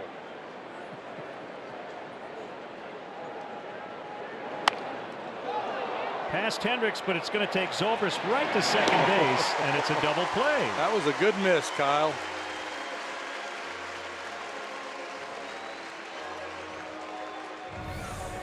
Second double play turn by the Cubs. Yeah, that worked out all right. Sure did. Looks down at his glove in despair, only to find out Zobrist was right there to pick him up and turn it into 2 outs.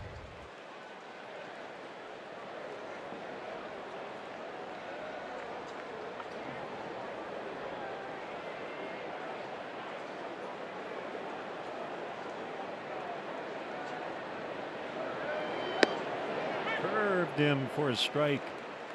Don't put away your cooler just yet, JD. It's going to be another hot one tomorrow. Yeah, we're going to have to roll that back out. Heat index supposed to be up over 100 tomorrow.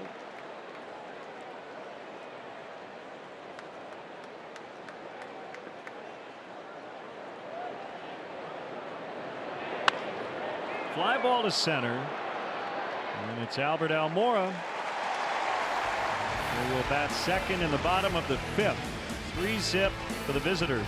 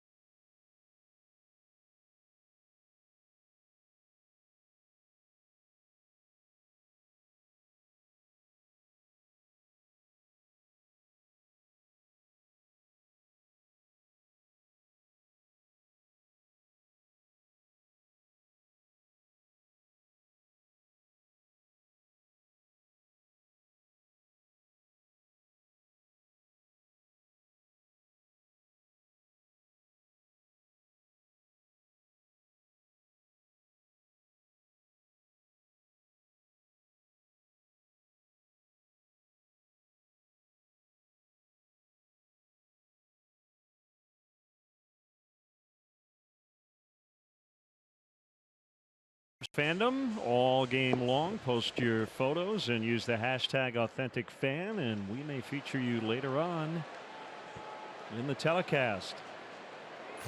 And if you put a picture of your dog in it, you have a better chance. I'm just saying.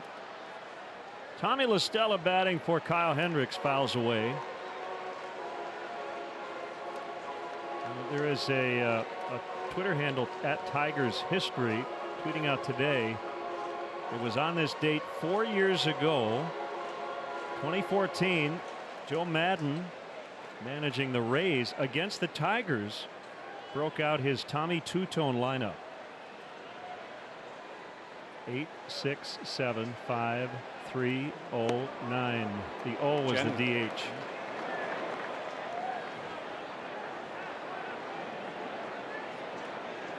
How'd they do?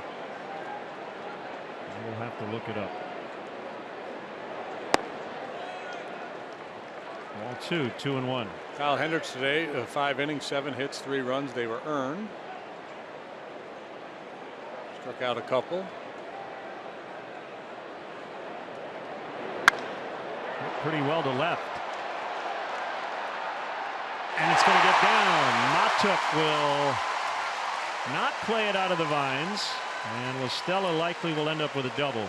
And that's where he'll be placed by the umpires.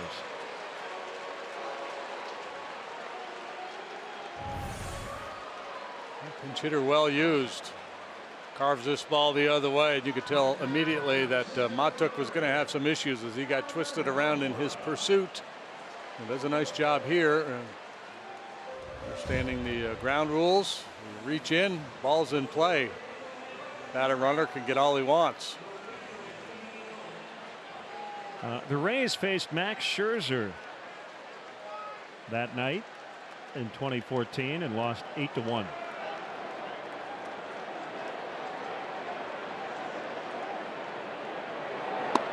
Albert swings and misses. So that was perhaps we're up against Scherzer. Let's have some fun and see if we can get something going. Yeah, probably. Almora walked his last plate appearance for the first time in his last 90 plate appearances. He has swung the bat a lot, very successfully this season. Right now at 329. Foul tip, strike 2. The Cubs from the leadoff spot this season now getting an on-base average of 362. That ranks 4th. How about the Boston Red Sox? What do they got going on? Their team OBP from the leadoff spot is 403. Wow.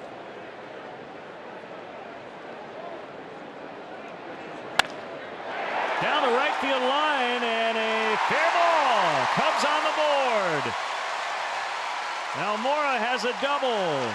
It's 3-1. Double, toil and trouble. You talked about Almora liking velocity. He likes it up too, and that's exactly what he got from Fulmer. Elevated. I mean, that's chin high. He is so adept at getting on top of that ball. Doesn't drop that back shoulder. This is the approach you're going to see from a lot of high average hitter. He's not trying to launch the ball. He's just trying to square it up. Back-to-back doubles to start the 5th. And the hitter is Hayward. For the Red Sox this year, mostly Mookie Betts and a little Andrew Benintendi in the leadoff spot.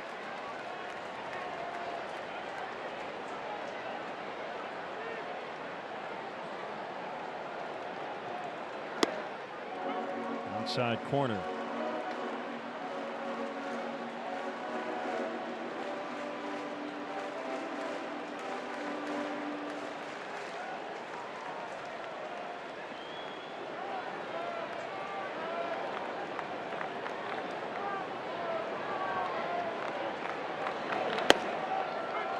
Outdoor slider.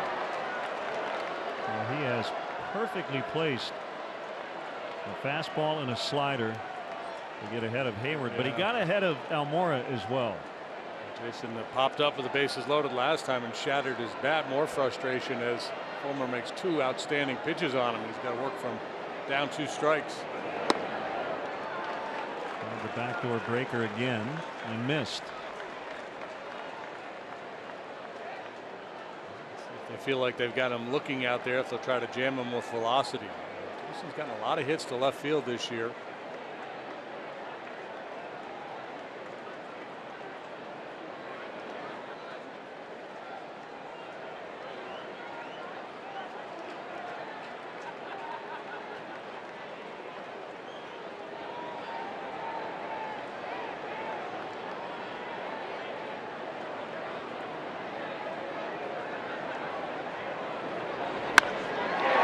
To left, fair ball.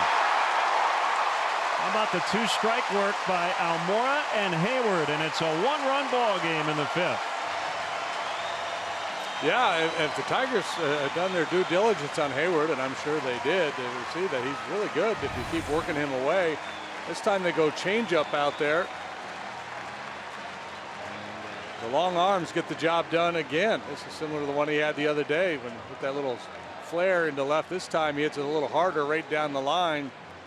So they go double, double, double here to start the fifth.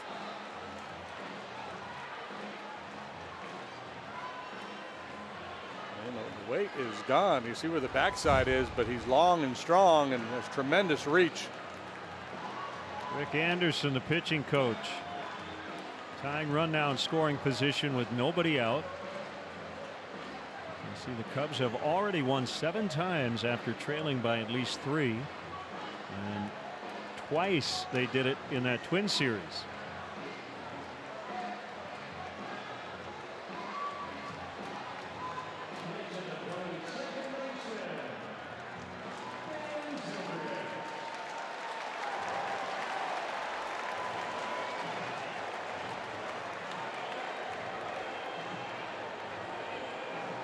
Some action in the Tiger bullpen.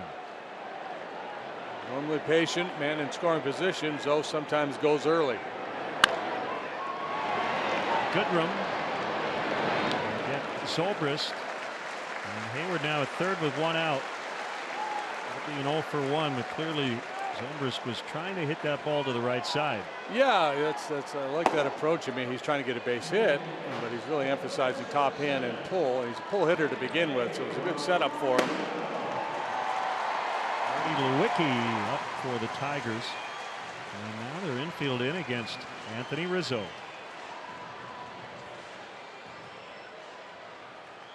They doubled their hit total here in the 5th inning.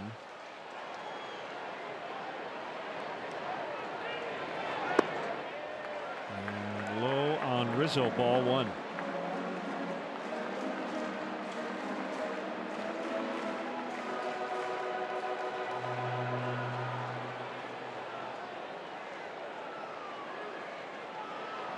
Cubs have not fared well against the Tigers in interleague play, 5-16 all time. And there's 2-9 here at Wrigley Field. Last time the Tigers were here, 2015. Sac fly zone for Rizzo.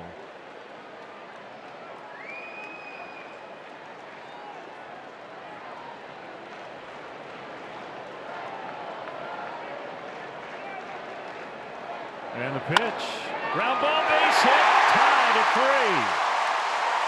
Fulmer just tosses his glove up in the air. A 3-run 5th inning. And now, if they can get another run, Kyle Hendricks could qualify for the win.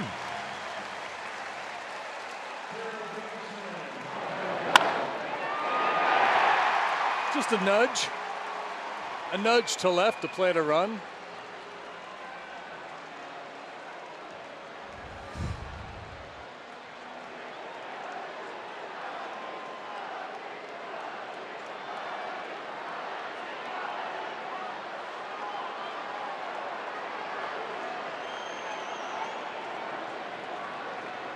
Baez fouls one off his foot. That one stung.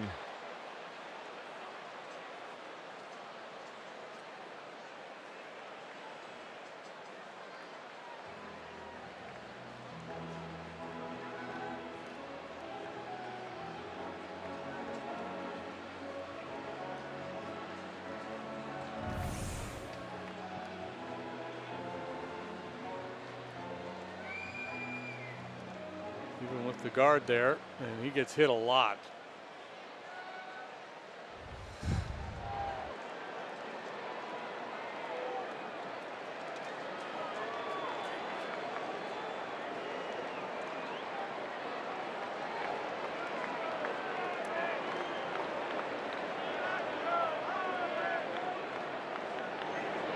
Swing and a miss. We'll send out happy 20th birthday wishes to Michael Yalorakis.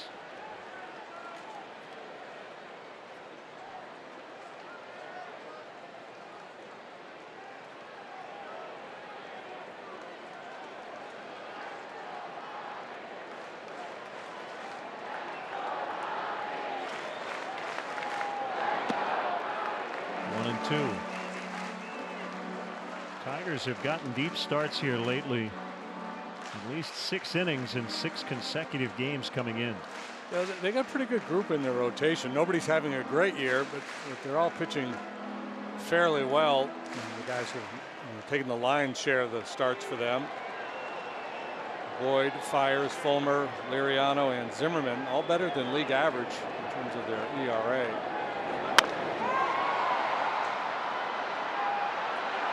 Jones calling for it, and he'll grab it, sending Rizzo back to first.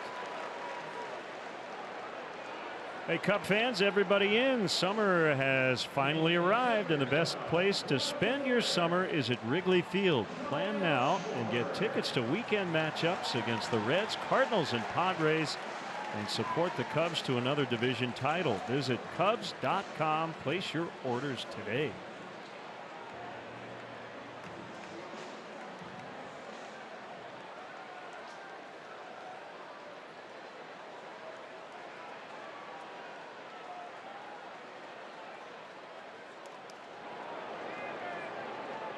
Comes the changeup.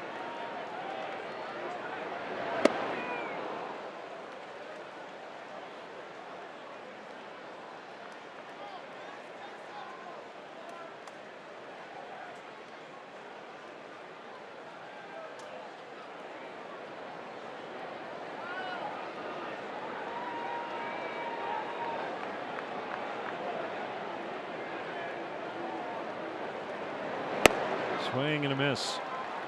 And a change. 0-2. He's been beaten on a couple of 2-strike pitches. For RBI hits, Almora and Hayward.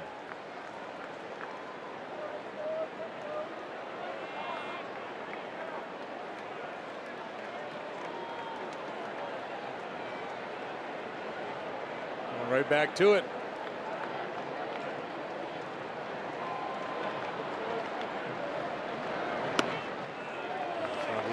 The Russell at bat in the 4th, he went slider, slider, slider, slider, never came off of it, and induced a ground ball. It's been 3 consecutive changeups now to Schwarber. Throws it hard. We've seen it as firm as 91.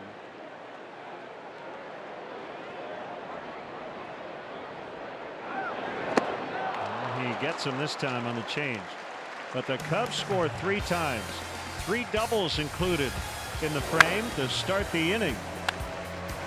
And we're back to even 3-3 as we go to the 6th.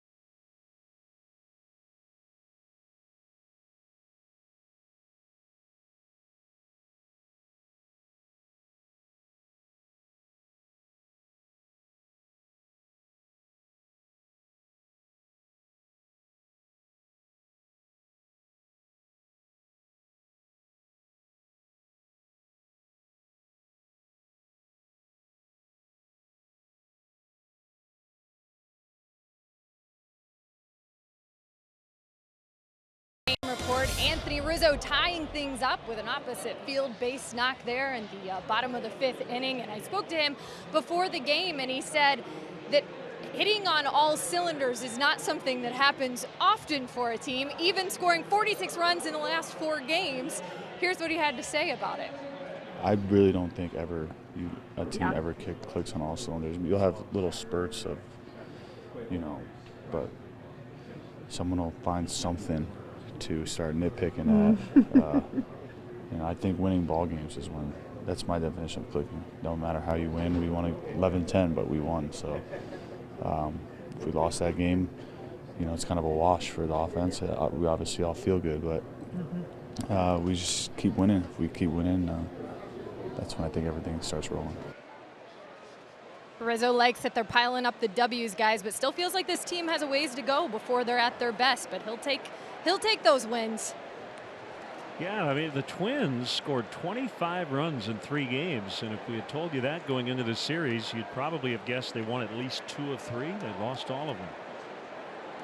So no matter how many runs you give up or score, if you win, you feel a heck of a lot better. Anthony Bass facing his hometown team. He's 2-0 on Nico Goodrum, a 3-3 tie in the 6th inning. Anthony worked the first 2 games in the Twins series. He's been doing a really nice job. 0.73 ERA. This is his 14th appearance. Well, the numbers overall speak very well of what he's done, but I think the biggest one is he hasn't hurt himself. No walks so far. And after a 2-0 start, he gets Goodrum on the ground ball. Yeah, it's not a huge body of work so far, but 12 2/3 innings, no walks. He's not allowed a long ball. He's punched out 12. Don't walk people. You keep it in the yard. You like your chances. Very efficient, too. He gets after the hitters. Ducey 1 for 2 with a run.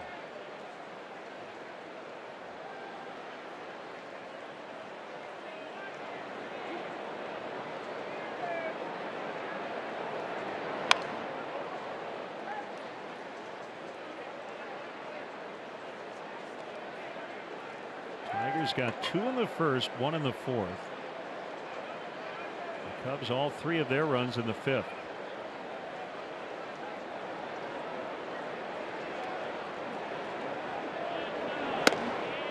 Up and in that time. We'll see the Tigers after this meeting. A 2-game series here in late August at Comerica Park. So a 4-game season series.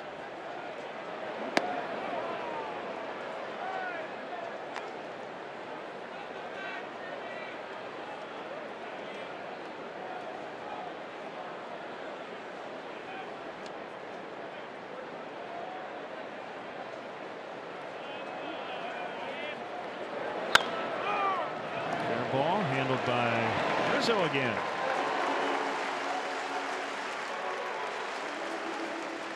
Check out the variety of luxury premier options that Wrigley Field has to offer for your next client, corporate, or family function. Like the Budweiser patio located in prime home run territory down the right field line. Visit Cubs.com/premier for an option that fits your needs.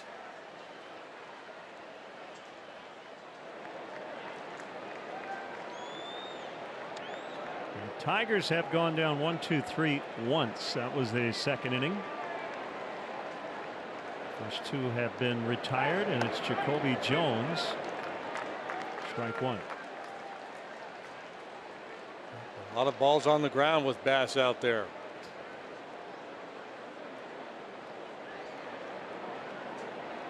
Jones, an LSU product.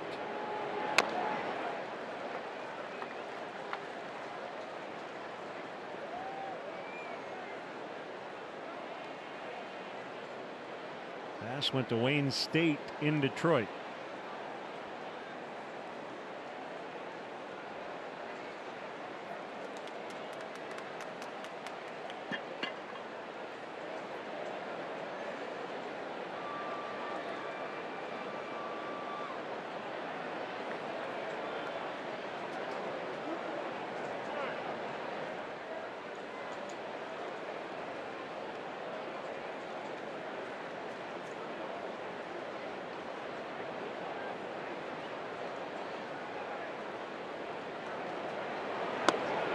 outside for a ball, 1-2.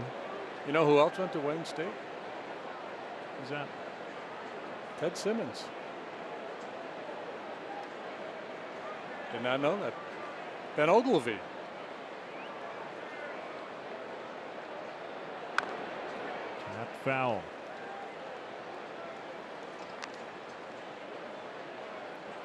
Carl Edwards Jr. has been on a rehab assignment with Iowa. He's made 2 appearances, has struggled a bit as he works his way back toward the big league roster.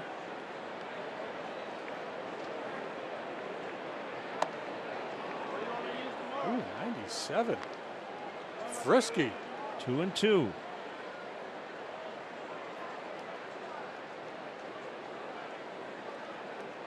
see Bass with that split grip as he gets the sign from the catcher.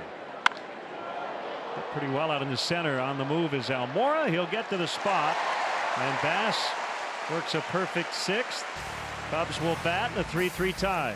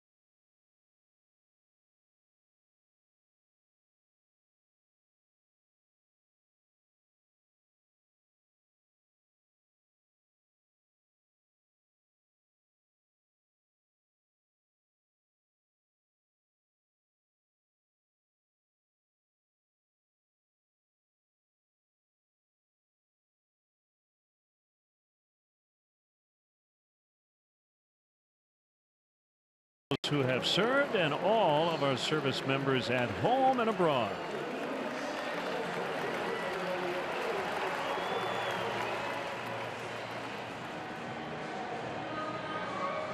Bottom 3 in the Cubs order: Contreras, Russell, and a pinch hitter.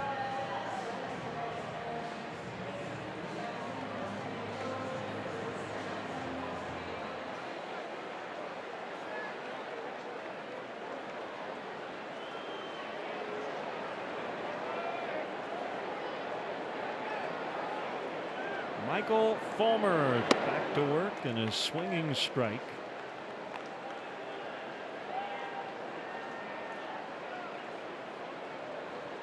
Fulmer due up 3rd in the next half inning, so I'm sure that's Ron Gardenhire's plan. Get him through 1 more and then pinch hit for him.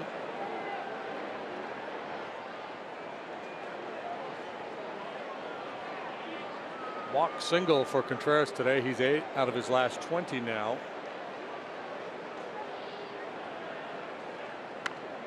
And he bunts. Fulmer couldn't get a good grip, but he still got the out on a stretch by Adduci. And once Fulmer had that slight bobble, I didn't think he was going to get him, but he did. Yeah, this is an impressive play because I was with you. It's a really nice bunt. And Fulmer kind of jams his knee into the ground, doesn't get it cleanly initially. But scrambled, made the play.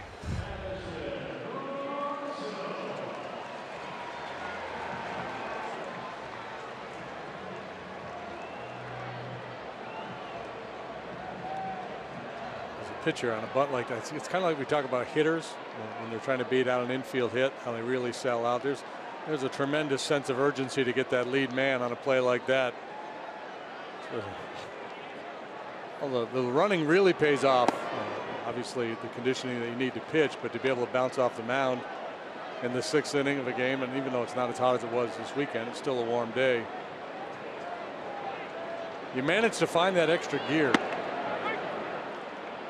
Pitcher's strike. It's 1-1 on Addison Russell.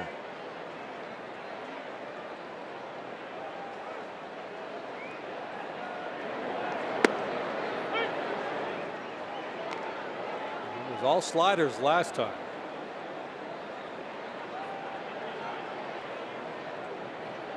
Switch hitting Ian Happ waits on deck. And we're working with a good pace.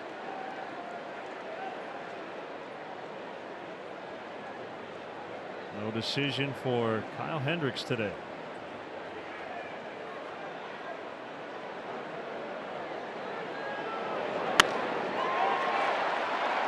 That'll hold up for Jones in center. Yeah, I thought a step in the right direction for Kyle today. Soft contact in the 1st inning cost him. He gave up 2 there right off the bat, but he wasn't throwing the ball poorly.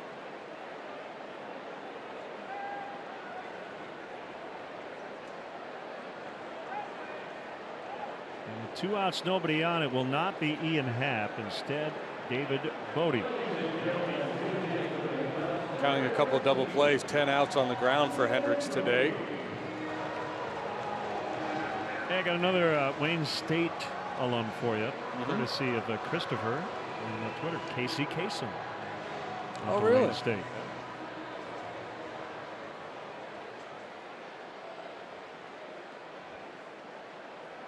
Was that a long distance dedication Yeah. that just came in? Rock the Boat checks in at number 4 this week. Hughes Corporation.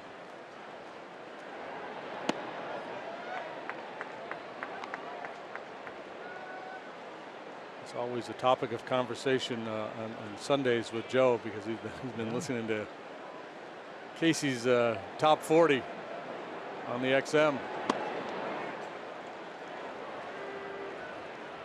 Homer's still throwing hard.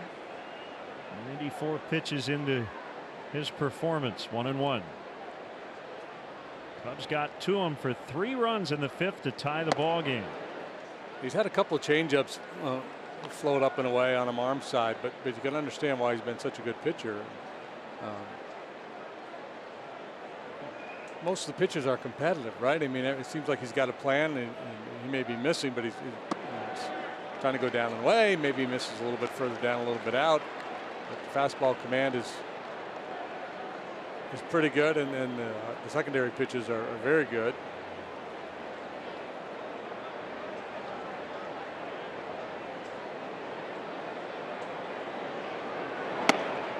Bodie draws the 2-out walk. That was a bit of a heave right there.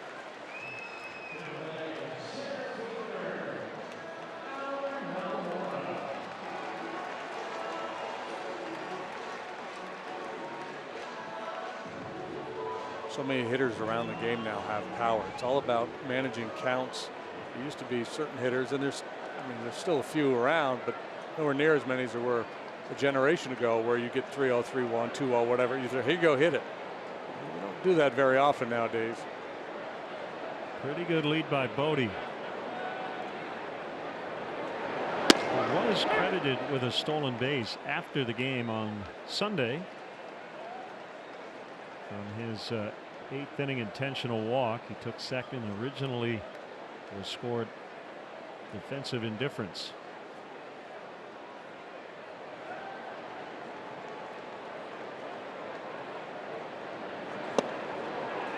First, and David got back in safely. That big lead got McCann's attention as well.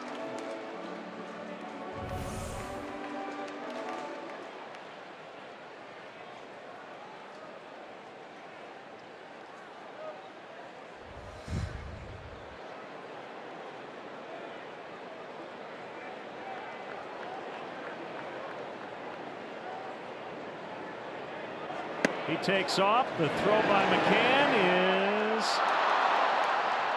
in time. Looked like David could not get back to the bag once he got in. And Goodrum was able to hang around and get him on the second try. There's a look. Missed him there. Got him that time. 3 to the 7.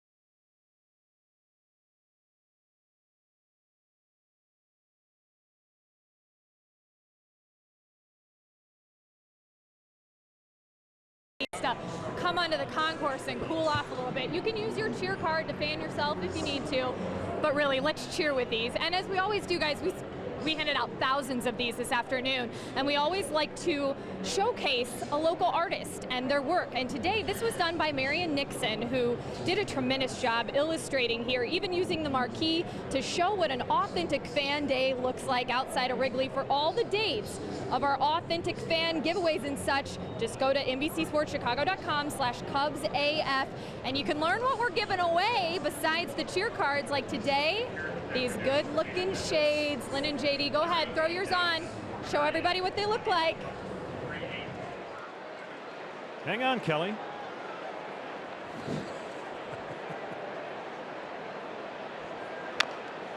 Former Tiger Justin Wilson.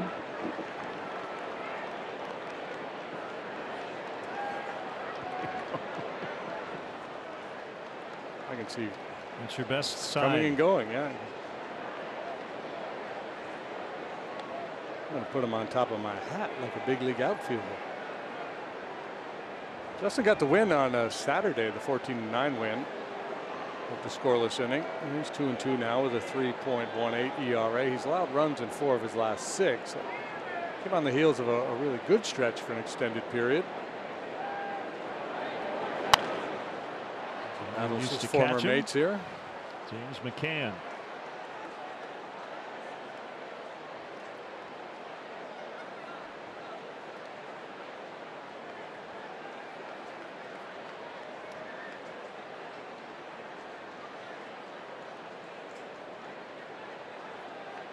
Iglesias, and then a pinch hitter for Fulmer, who went 6, gave up 3 runs.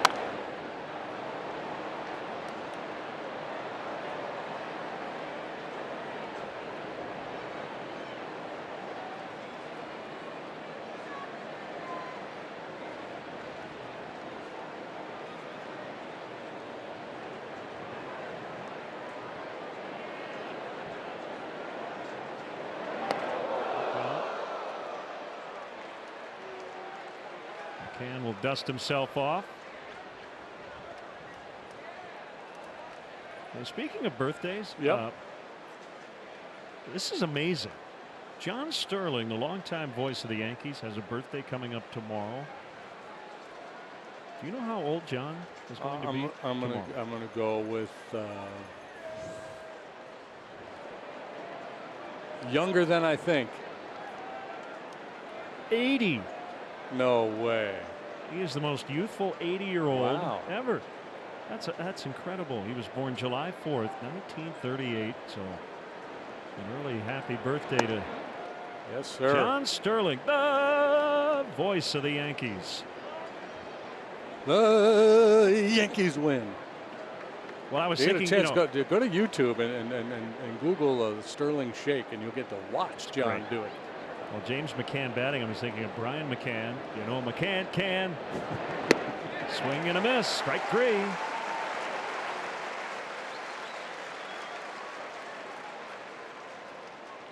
The 2018 Camping World MLB All-Star Ballot is now open and exclusively online. Make sure your favorite Cubs are represented on this year's squad by voting at Cubs.com/vote. Catch all the excitement of the 89th MLB All-Star Game presented by MasterCard, July 17th.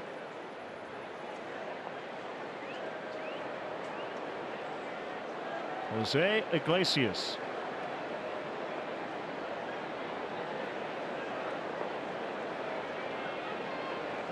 Ground out to second, pop to short for Iglesias. Decent average. Not much power. Hit some doubles, but hit it over the wall very often. 2 times so far this year.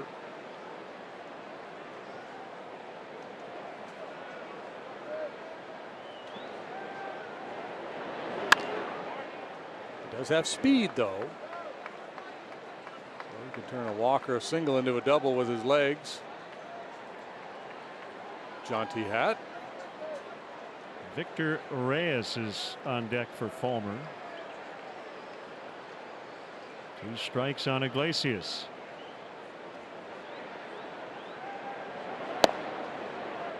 Now 1-2.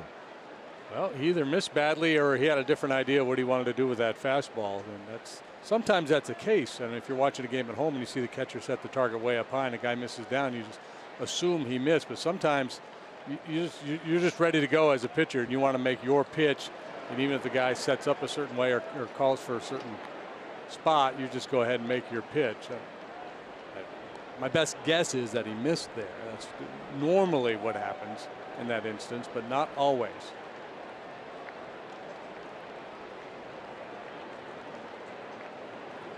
Try to bounce his slider. Bounding ball to Russell. And the throw gets away, stayed in play. And a throwing error on Russell. His throwing has been so much better this year. He's worked awfully hard in spring training in the early part of the season on his footwork. He rushed that one a little bit. Iglesias does run well, as you said. He just got a little caught in between there, and then he was back on his heels. You know, he's done such a nice job of moving through the ball when he makes his throw. But that hop kind of fooled him a little bit, and he got caught back on his heels, and it became all arm.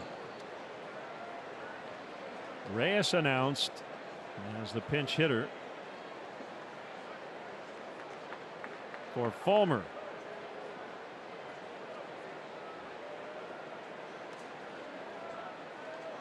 Reyes, a switch hitting outfielder. Veteran Victor Martinez available off their bench.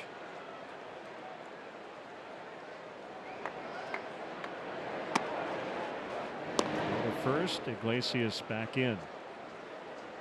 Reyes made his major league debut earlier this season. 23 years old, 6'5", 194. Tigers took him in the Rule 5 draft in December from the Diamondbacks. Started his career in the Brave system.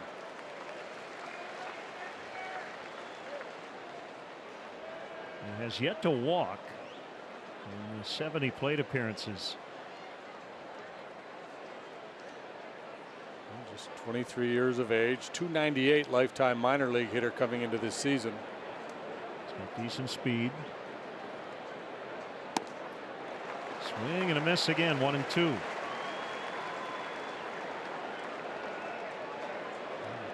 A lot of times Rule 5 draft picks, and if you don't know the rule, if you're taken in the Rule 5 draft, the club has to keep you on the major league roster or offer you back to the team they drafted you from. A lot of times those guys are a little bit raw, maybe not ready for prime time, but the acquiring club has a roster spot for them. Well, again, there's that change of direction, and that's a pretty good pitch.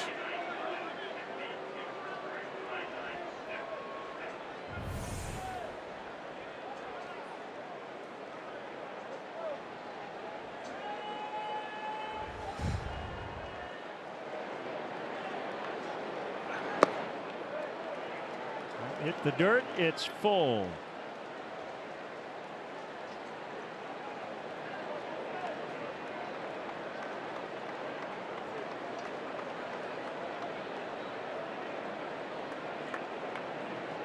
The right-hander on the mound, there would be no doubt Iglesias would be going. Lefty, we'll see.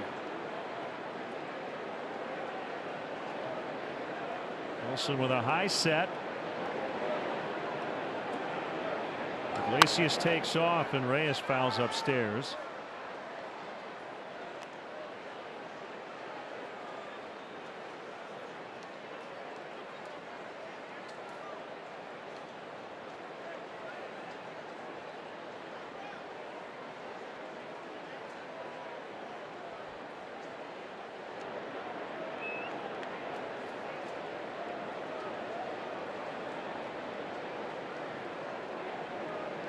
Iglesias runs again and Reyes fouls.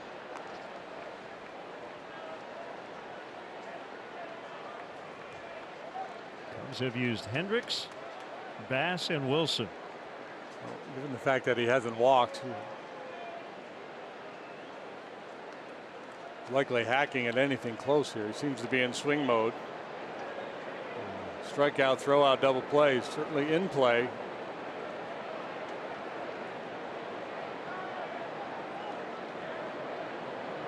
Iglesias not going that time, and Reyes able to hang in there. I think with some hitters, and probably more so with younger guys, in this situation, there's a little anxiety if the guy's going. I mean, it shouldn't be, but some guys get a little jumpy.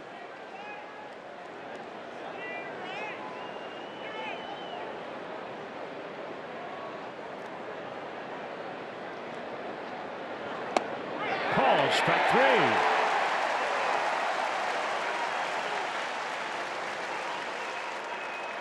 He stood there like the house by the side of the road and watched it go by. Thank you, Ernie. And this is a dandy.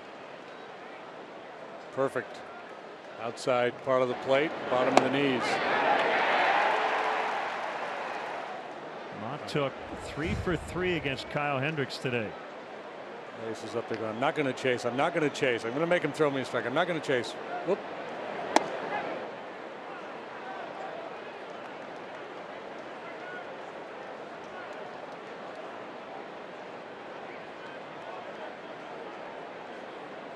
Well, that off day came at an opportune time with all those high scoring ball games, a lot of bullpen usage. The off day yesterday allows everybody to reset. Golf tie to left. Schwarber's going to have a play on it, and that'll do it. It is time now for the 7th inning stretch, and it's brought to you by St. Xavier University. Outfield video board. All right. Let me hear you. Good and loud. On 1, on 2, on 3. Take me out to the ball game. Take me out to the crowd. Buy me some peanuts and Cracker Jack. I don't care if I ever get back or it's root. Root for the Cowboys. If they don't win, it's a shame. For it's 1, 2, 3 strikes you're out at the old ball game.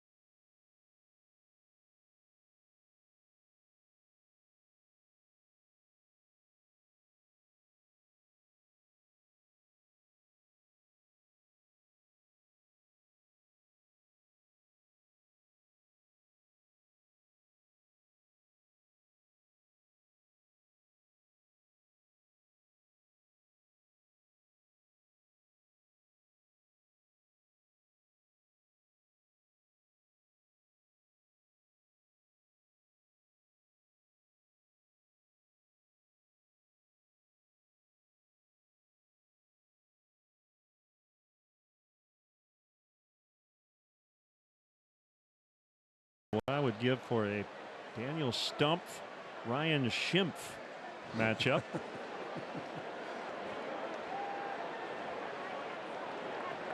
Likes his slider. We have a Stumpf Almora battle here. Albert fouls at the plate. Stumpf recently on the disabled list.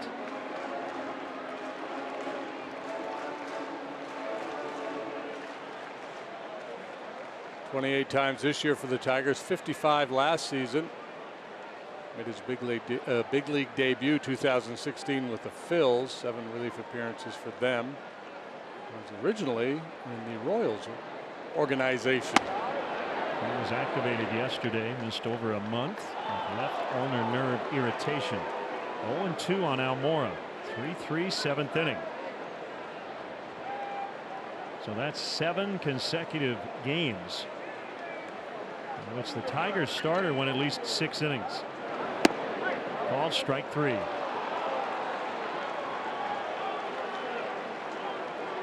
So Almora's gone, now Hayward.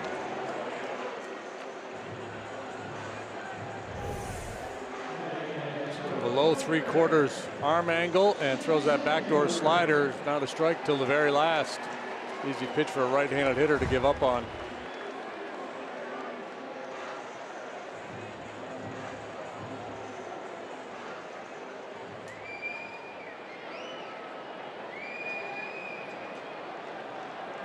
Left-left matchup. Hayward 1 for 3 with an RBI double. And he scored the game-tying run in the 5th.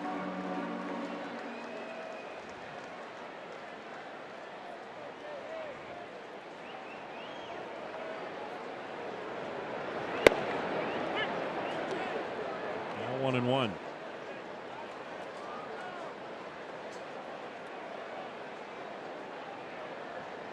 Mentioned earlier, their closer Shane Green is on the DL. Bats in the right, and Hayward's aboard with 1 out.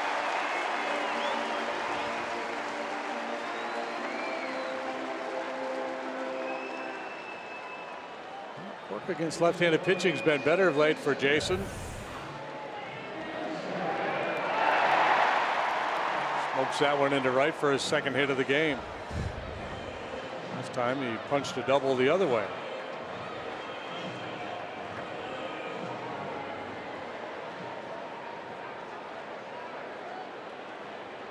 Now the 3-time All-Star, 13-year veteran Ben Zobrist. Came in at 293 today, currently at 289. He has never batted 300 in a season. His best was 297 back in 09 with the Tampa Bay Rays under Joe Madden. A nice bounce back season so far for Ben.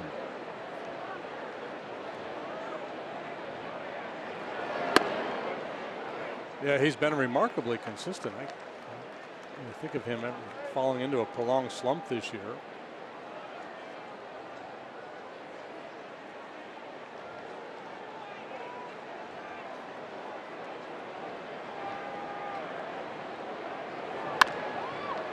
That's into right as well. Hayward's going to try to make it to 3rd, and he will. And that sets it up for Rizzo.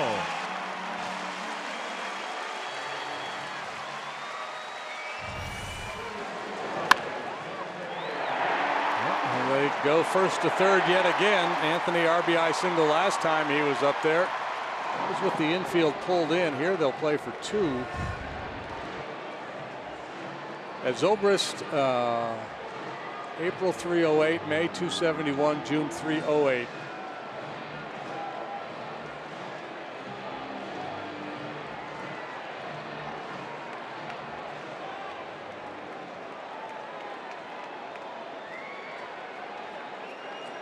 Cubs with their best chance to take their first lead of the ball game.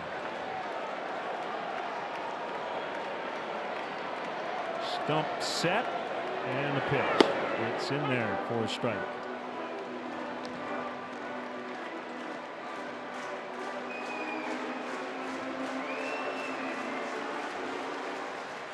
Stump looks like a pretty tough AB for a left-handed hitter. See, Rizzo has been good, making contact lately. 1-1.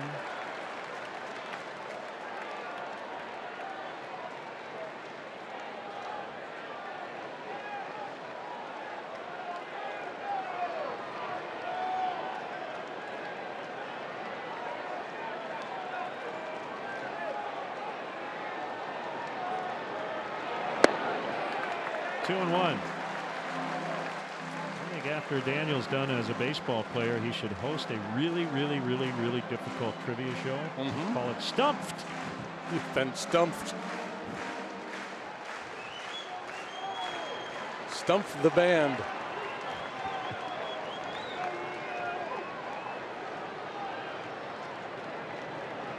He will throw over Zobrist, a pretty short lead.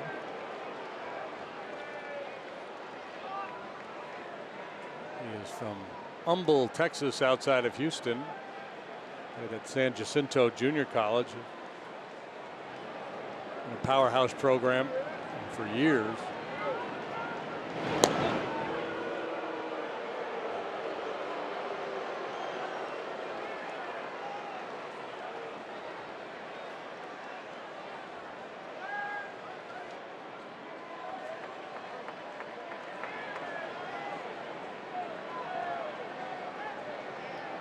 Rizzo crowds the plate. And he's backed off that time, 3-1. Well, first two times up, you know, they had the shift on for him, and Goodrum made a couple plays on him out in short right field. Now they're playing for two, so they don't have that luxury. So sharply hit ball on the right side got a much better chance, obviously, of paying off for Anthony here. He'd prefer to get something airborne.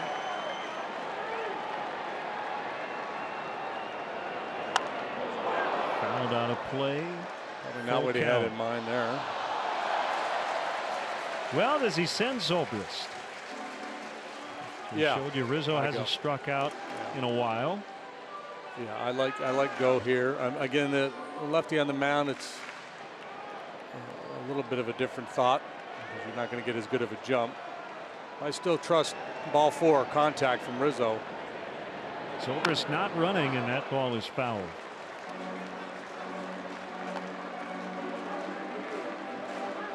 Be driven by Joe's decision by Stump's ground ball tendencies. It's Alex Wilson, who had been recently bothered by a left calf strain. Clearly good to go today.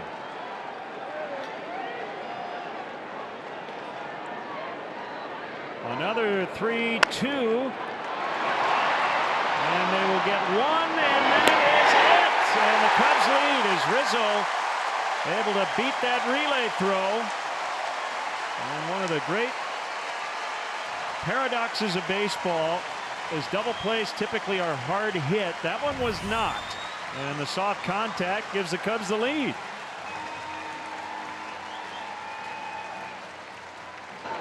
Yeah, and well played here by Zobrist, making sure he doesn't run into an out. I don't know if Goodrum had an opportunity to run at Zobrist, then make the throw to first and still have a chance at a return play at second. Either way, the run would have scored because the second out would have been on a tag play. It will be Alex Wilson, the right-hander, when we return. The Cubs lead 4-3.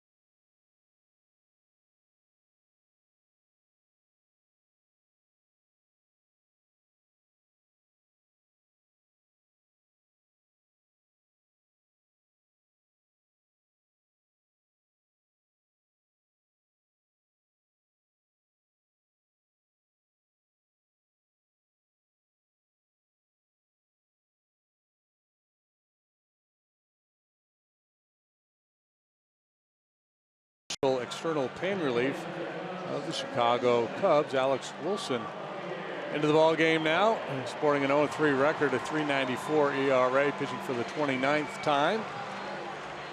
So the splits, lefties hit 264, righties 203 against him. A lot of cutters. Fastball about 92, cutter at 87. Slider and a change, but he rarely uses them. Every appearance of his career except one has been as a reliever. This is the 260th game of his career. Ball one outside to Baez. Cubs have their first lead. Hefty home run time. So this is home run leaders by middle infielders before the All-Star break. Baez likely won't catch Rhino, but second on the list. Swing and a miss. It won't be for lack of effort.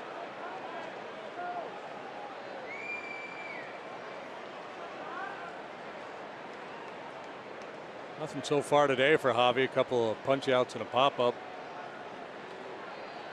Wilson originally was drafted by the Cubs. 10th round 2008, did not sign. He did sign after the Red Sox took him in the second round 2009. Now 31. He was born in Saudi Arabia. Went to high school in Hurricane, West Virginia. Interesting path. Signed out of Texas A&M. Rizzo is running as Baez fouled.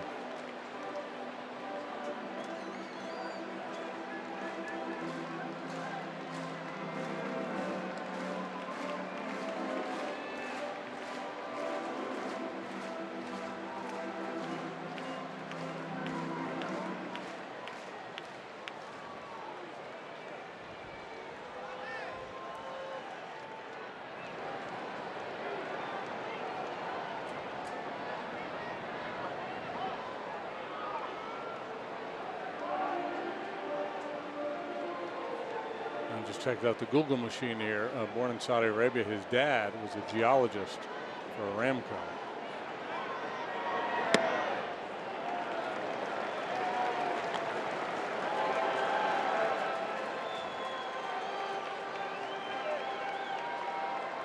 Dad had a tryout with the Bengals. He was a footballer.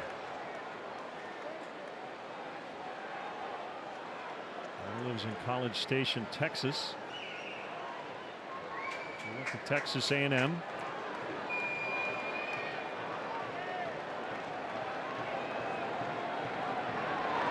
Swing and a miss, strike three, but the Cubs have the lead for the first time in the ball game. It's 4-3 as we go to the 8th.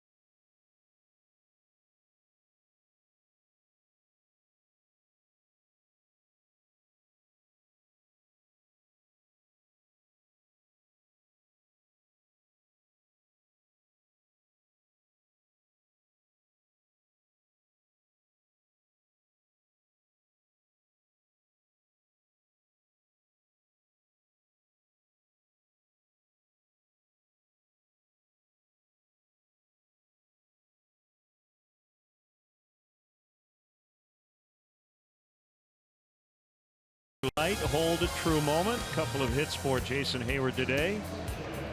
He has scored 2 of the Cubs' 4 runs. Double on the left, the single on the right. Locked in right now. Steve Cishek with Justin Wilson, the former Tiger, now the pitcher of record. Cishek, 40th appearance, 2-0, 189 the ERA. Got some heavy lifting to do here. He's got 2-3-4 to contend with. So Cishek 8th, Morrow 9th, obviously the plan.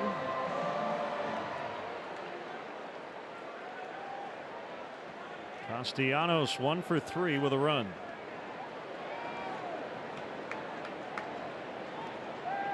Jose Quintana pitches for the Cubs tomorrow. It'll be Francisco Liriano for the Tigers. Slider for a strike.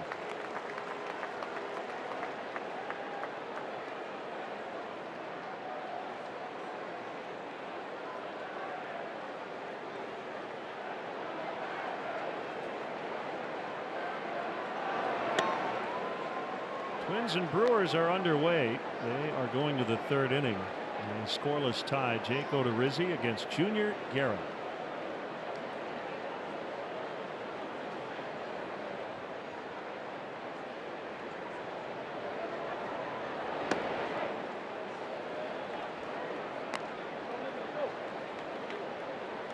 This one here at Wrigley is the first game on the schedule on July 3rd.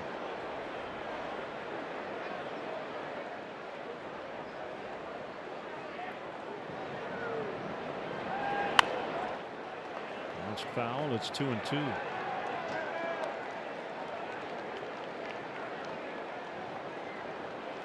Steve worked 2 innings on Sunday, allowed a couple hits in a run, gave up a home run, the second he has allowed this year.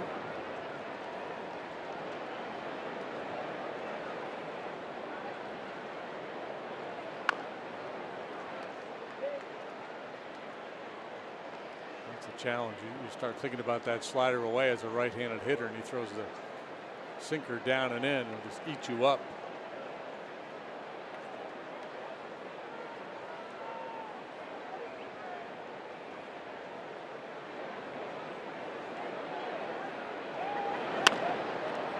Pulled to left. Schwarber comes in. He makes the catch. Soft liner off the bat of Castellanos for an out. Your Verizon projected starters. Lefty day tomorrow. 121st pitch.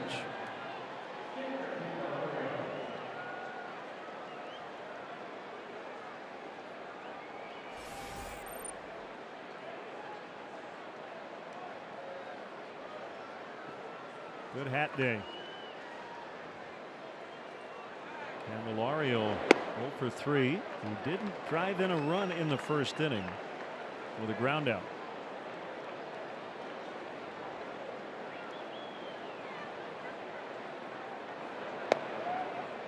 Backdoor breaking ball is off the corner, 1-1.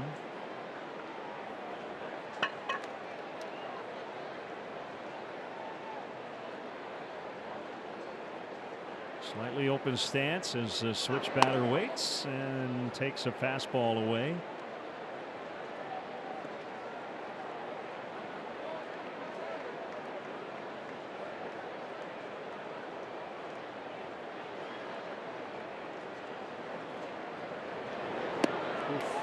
Great action on that one.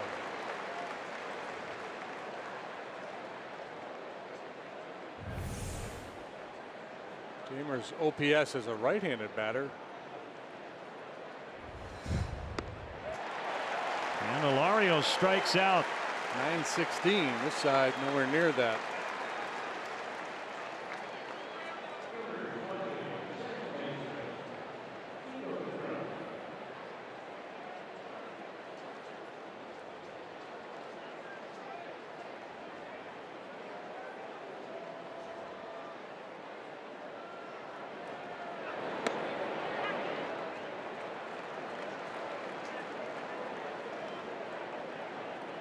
Strike to Goodrum. 2 outs, nobody on, top of the 8th.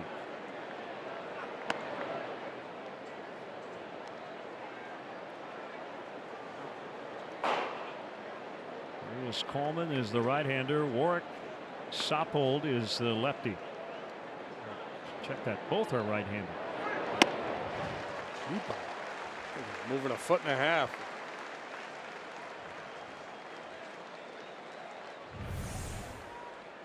Watch this thing go.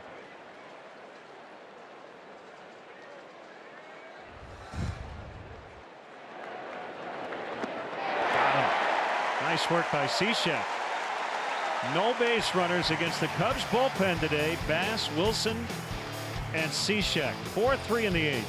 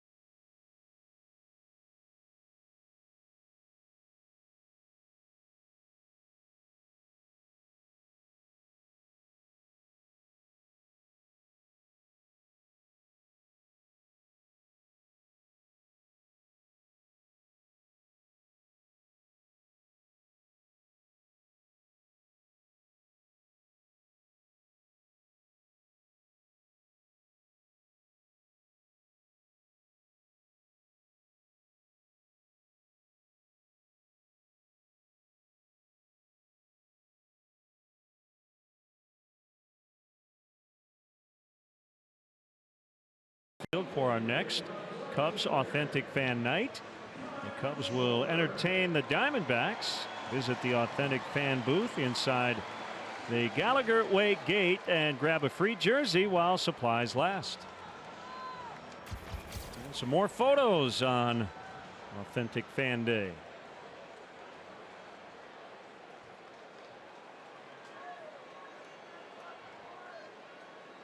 All the way from Sweden.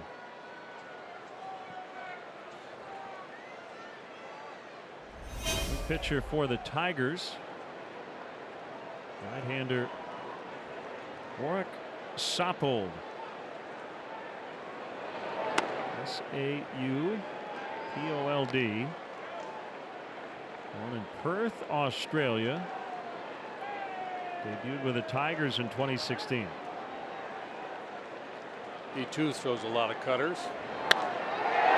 Schwarber greets him with a deep drive to right and gone into the basket.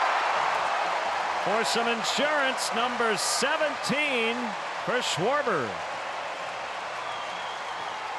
Probably wish he had thrown him a cutter there. It appeared to be a changeup. And that's what Fulmer got him with last time up, a steady diet of them. This time, Schwarber was ready for it. Different pitcher, same try, but he was on it.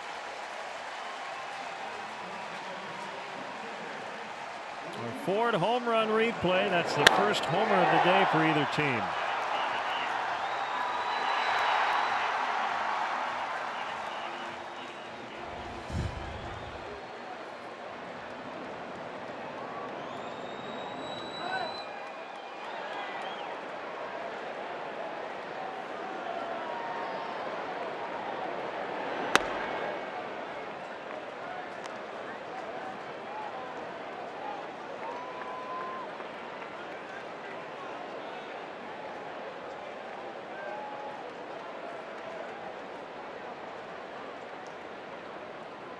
Five-3 The Cubs have scored the last 5 runs in this game. And home run, the 10th hit of the day for the Cubs. Making a habit out of that. Of course, they've been making a habit out of 10 runs per game here. Most recently.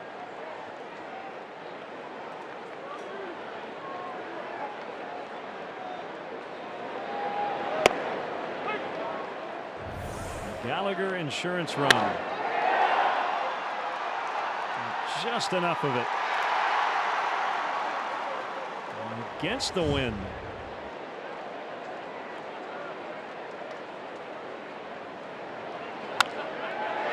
Little soft liner, base hit, right field.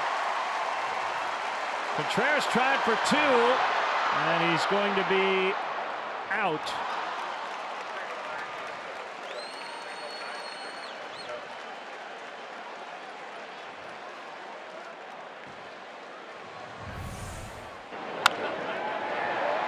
Third time he was on base today. Didn't last very long. Overly aggressive play here.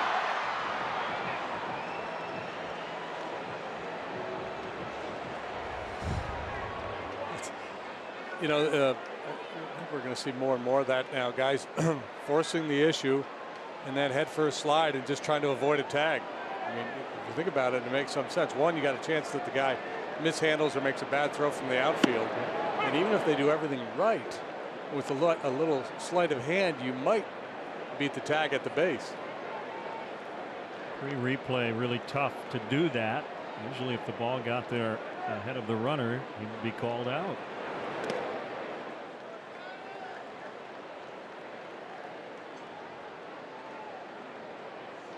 And I'm sure advanced scouts are putting stuff like that in their reports. Hey, guy's he's light on his tags, or you know, stays a little high. You might be able to get away with something on him.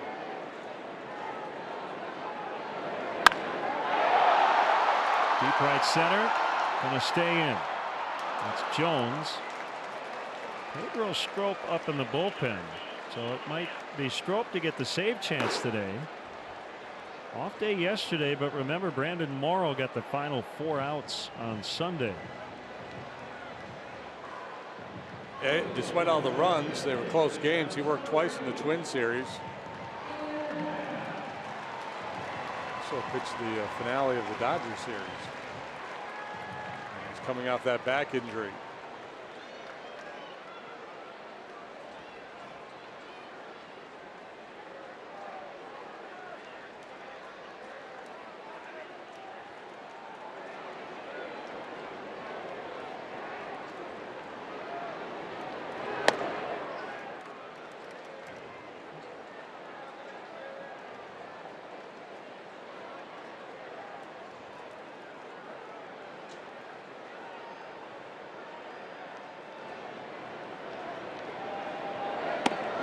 Two 2-0 on the pinch hitter hat.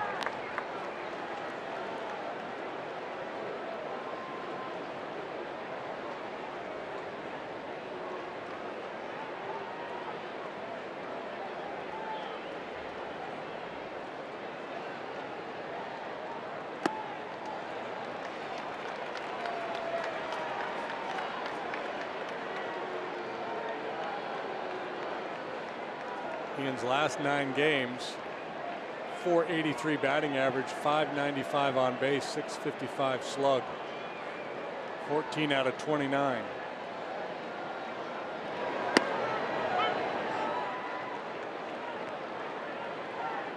Yeah, his on base average 121 points higher than his batting average because of all the walks. That is a strike, and it's 3-2.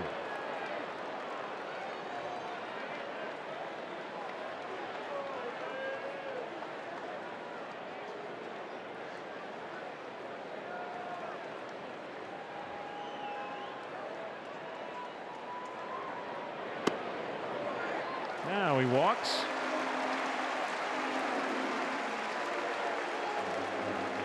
We'll bring up Almora for the 5th time.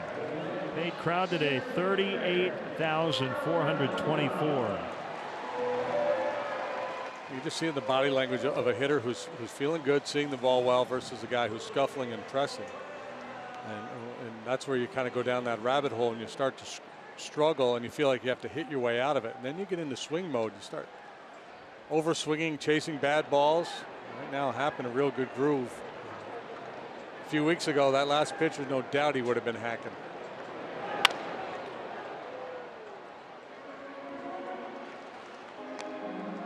It's like, you know, and Joe's taking some criticism from some of the fandom for sticking with Ian. And you can understand why Joe has done it. One, it's a long season, and you need these guys to produce it. So you got to give them opportunities. You got to give them a fighting chance to crawl out of that hole, and it's now really paying dividends.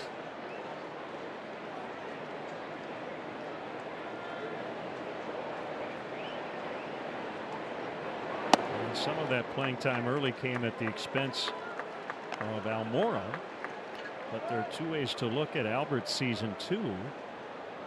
The rest he has gotten may be a reason why he's been as good as he's been.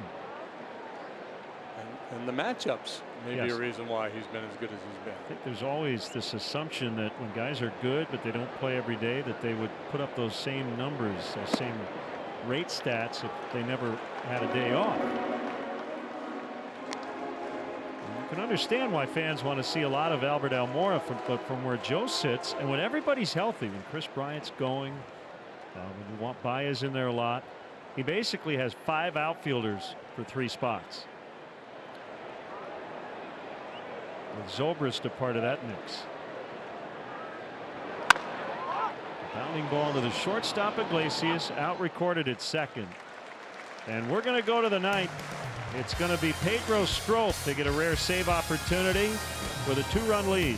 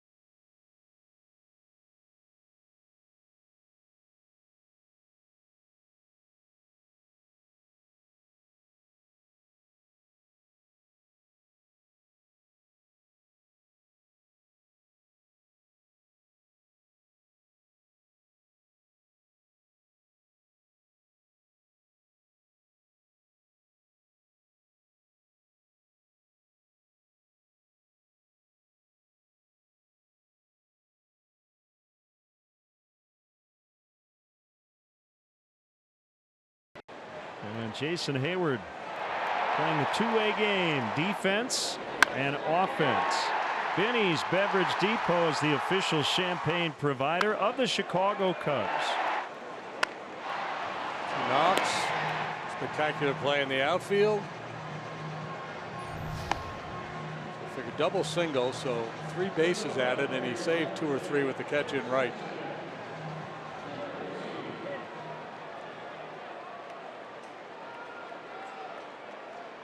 So Pedro Strop filling in for Brandon Morrow today. And he'll face Adduci, Jones, and McCann, the scheduled hitters for Detroit. 5-3 Cubs lead. Schwarber home run gives him a little margin for error. Allows him to be aggressive. First pitch slider for strike 1.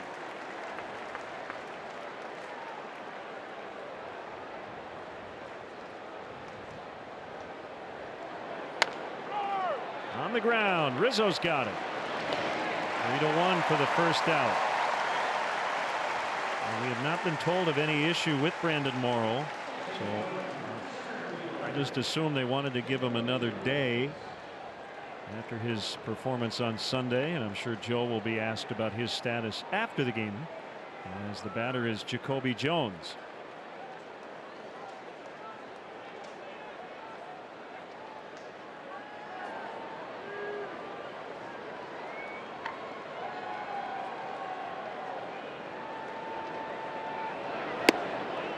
Cut out and missed. Fastball average is 95. Doesn't lean out on it. Throws it only 35% of the time.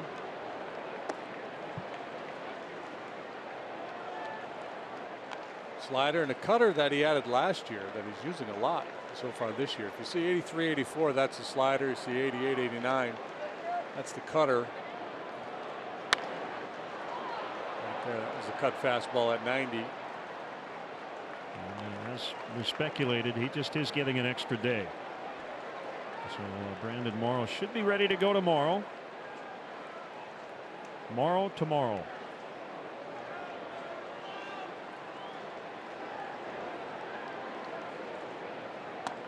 Almost hit him.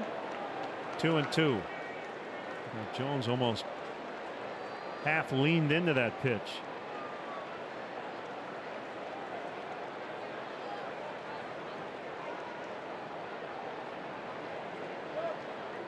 Quick pitch this time and rolled into left. So they will bring the tying run to the plate with one out.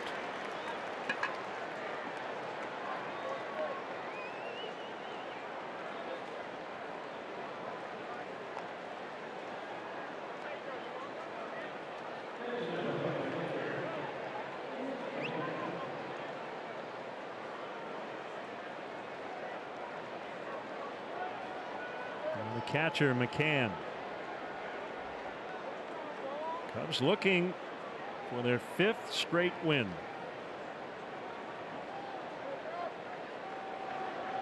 More conventional ball game today. Yeah, I would say so.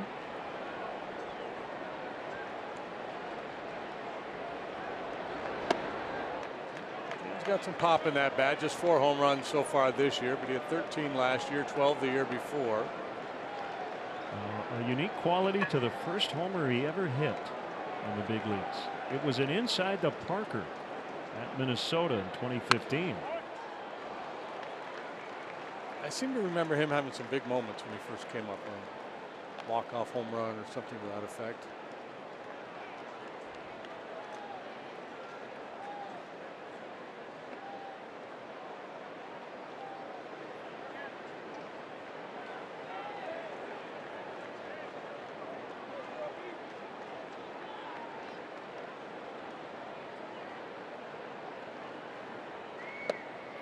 One and two.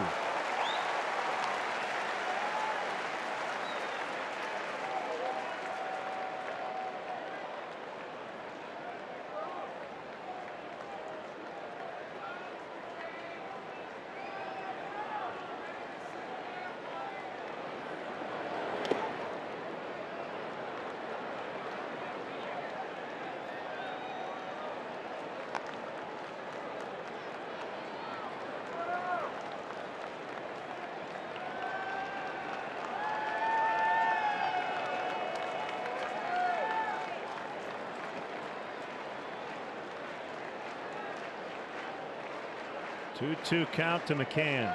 Runner at first, one out, 9th inning. Swing and a miss, 2 outs.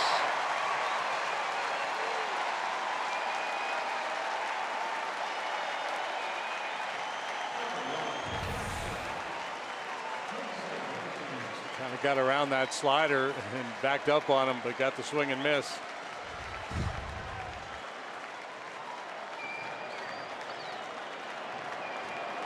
Jose Iglesias, who recently became a U.S. citizen, born in Cuba, takes the strike.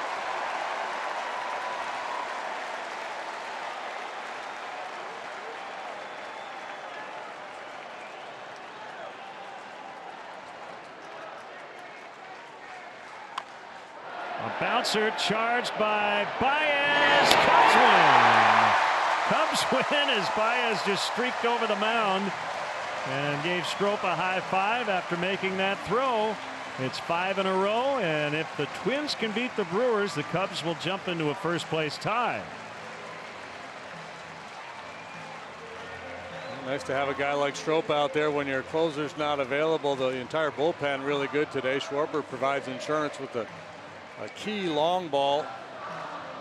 Cubs bang out 11 more hits today, and in the beginning, the 5th, where they hit 3 consecutive doubles and scored 3 runs to tie the ball game. Well, the Cubs now recently went through a 5-game skid, have won 5 in a row. They're 48-35 on the season. They'll go for the 2-game sweep on the holiday tomorrow.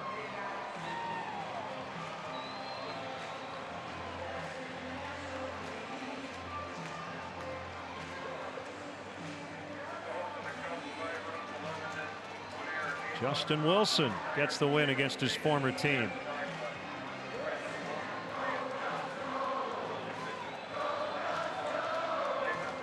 Kelly is down on the field. It is our On the Diamond interview presented by James & Sons Fine Jewelers. Kelly. Jason, we've seen a lot of first to third guys using the whole field the last couple days. What's been the key for this team to just keep the line moving? We just try and stay in tune on the little things that we can get done that are going to help us. You know, we can do a lot of things, hit home runs, pitch the baseball really well when we're on, but you know those little things are just going to help us keep pressure on the defense. And you know you're not going to come through every time. It's not easy to do it, but it just makes it that much better when you give yourself more opportunities. Well, for you personally today, double to left, you singled to right, you're using the whole field, but in the last month, has your approach at the plate changed in any situation, or especially like today, 2-strike approach even? I just try to relax. I got to relax and trust my hands, and it's funny to say, but you almost have to not care what happens with the at-bat after that. Once you get to that point, you just have to trust your ability and try and be on time for a pitch, and hopefully they make a mistake. If they don't, then hats off to the pitcher. So the key is to not care as much. Pretty much. You know, that first time I came up with bases loaded right there, I got the pitch I wanted to get. You know, he made almost kind of a mistake, and I just missed it. You know, I cared a little bit too much. You know, but no, it's like I said, it's just awesome to get more opportunities to come through right there and have guys on base in front of me and come through one time. Absolutely. And you know what? This team now has won 5 in a row. I feel like as you head in towards the All-Star break, how important is it to kind of keep the pedal to the metal, if you will? Oh, absolutely. Always. First and foremost. You know, this division we're in is a tough one. Teams we're playing, they're going to play good baseball. You know, we got an opportunity to do some special things here in the first half and finish strong, like you said, but I feel like that experience is the big key for us. Just having experience and kind of understanding how we got to weather the storm on a daily basis. All right, we enjoyed the defense as well today, Jason. Thanks a lot. Thanks, Kelly. Appreciate it. There you go, guys. Nice day for Jason this afternoon, and the defense liking that as well and not caring too much. That was the key to the W. Thank you. Thank you, Kelly. Jason will get a $500 gift card from James & Sons Fine Jewelers. So for JD, for Kelly, and our entire NBC Sports Chicago crew here at Wrigley Field, Len Casper with your final score: the Cubs 5, the Tigers 3. Thanks to all the authentic fans who sent us the great photos this afternoon as well. And we are back with you here on NBC Sports Chicago on Friday, 12:30, for our pregame coverage as the resurgent Cincinnati Reds come to Wrigley Field. Stay tuned. We're not done yet. Blue Cross Blue Shield of Illinois post-game live is right around the corner.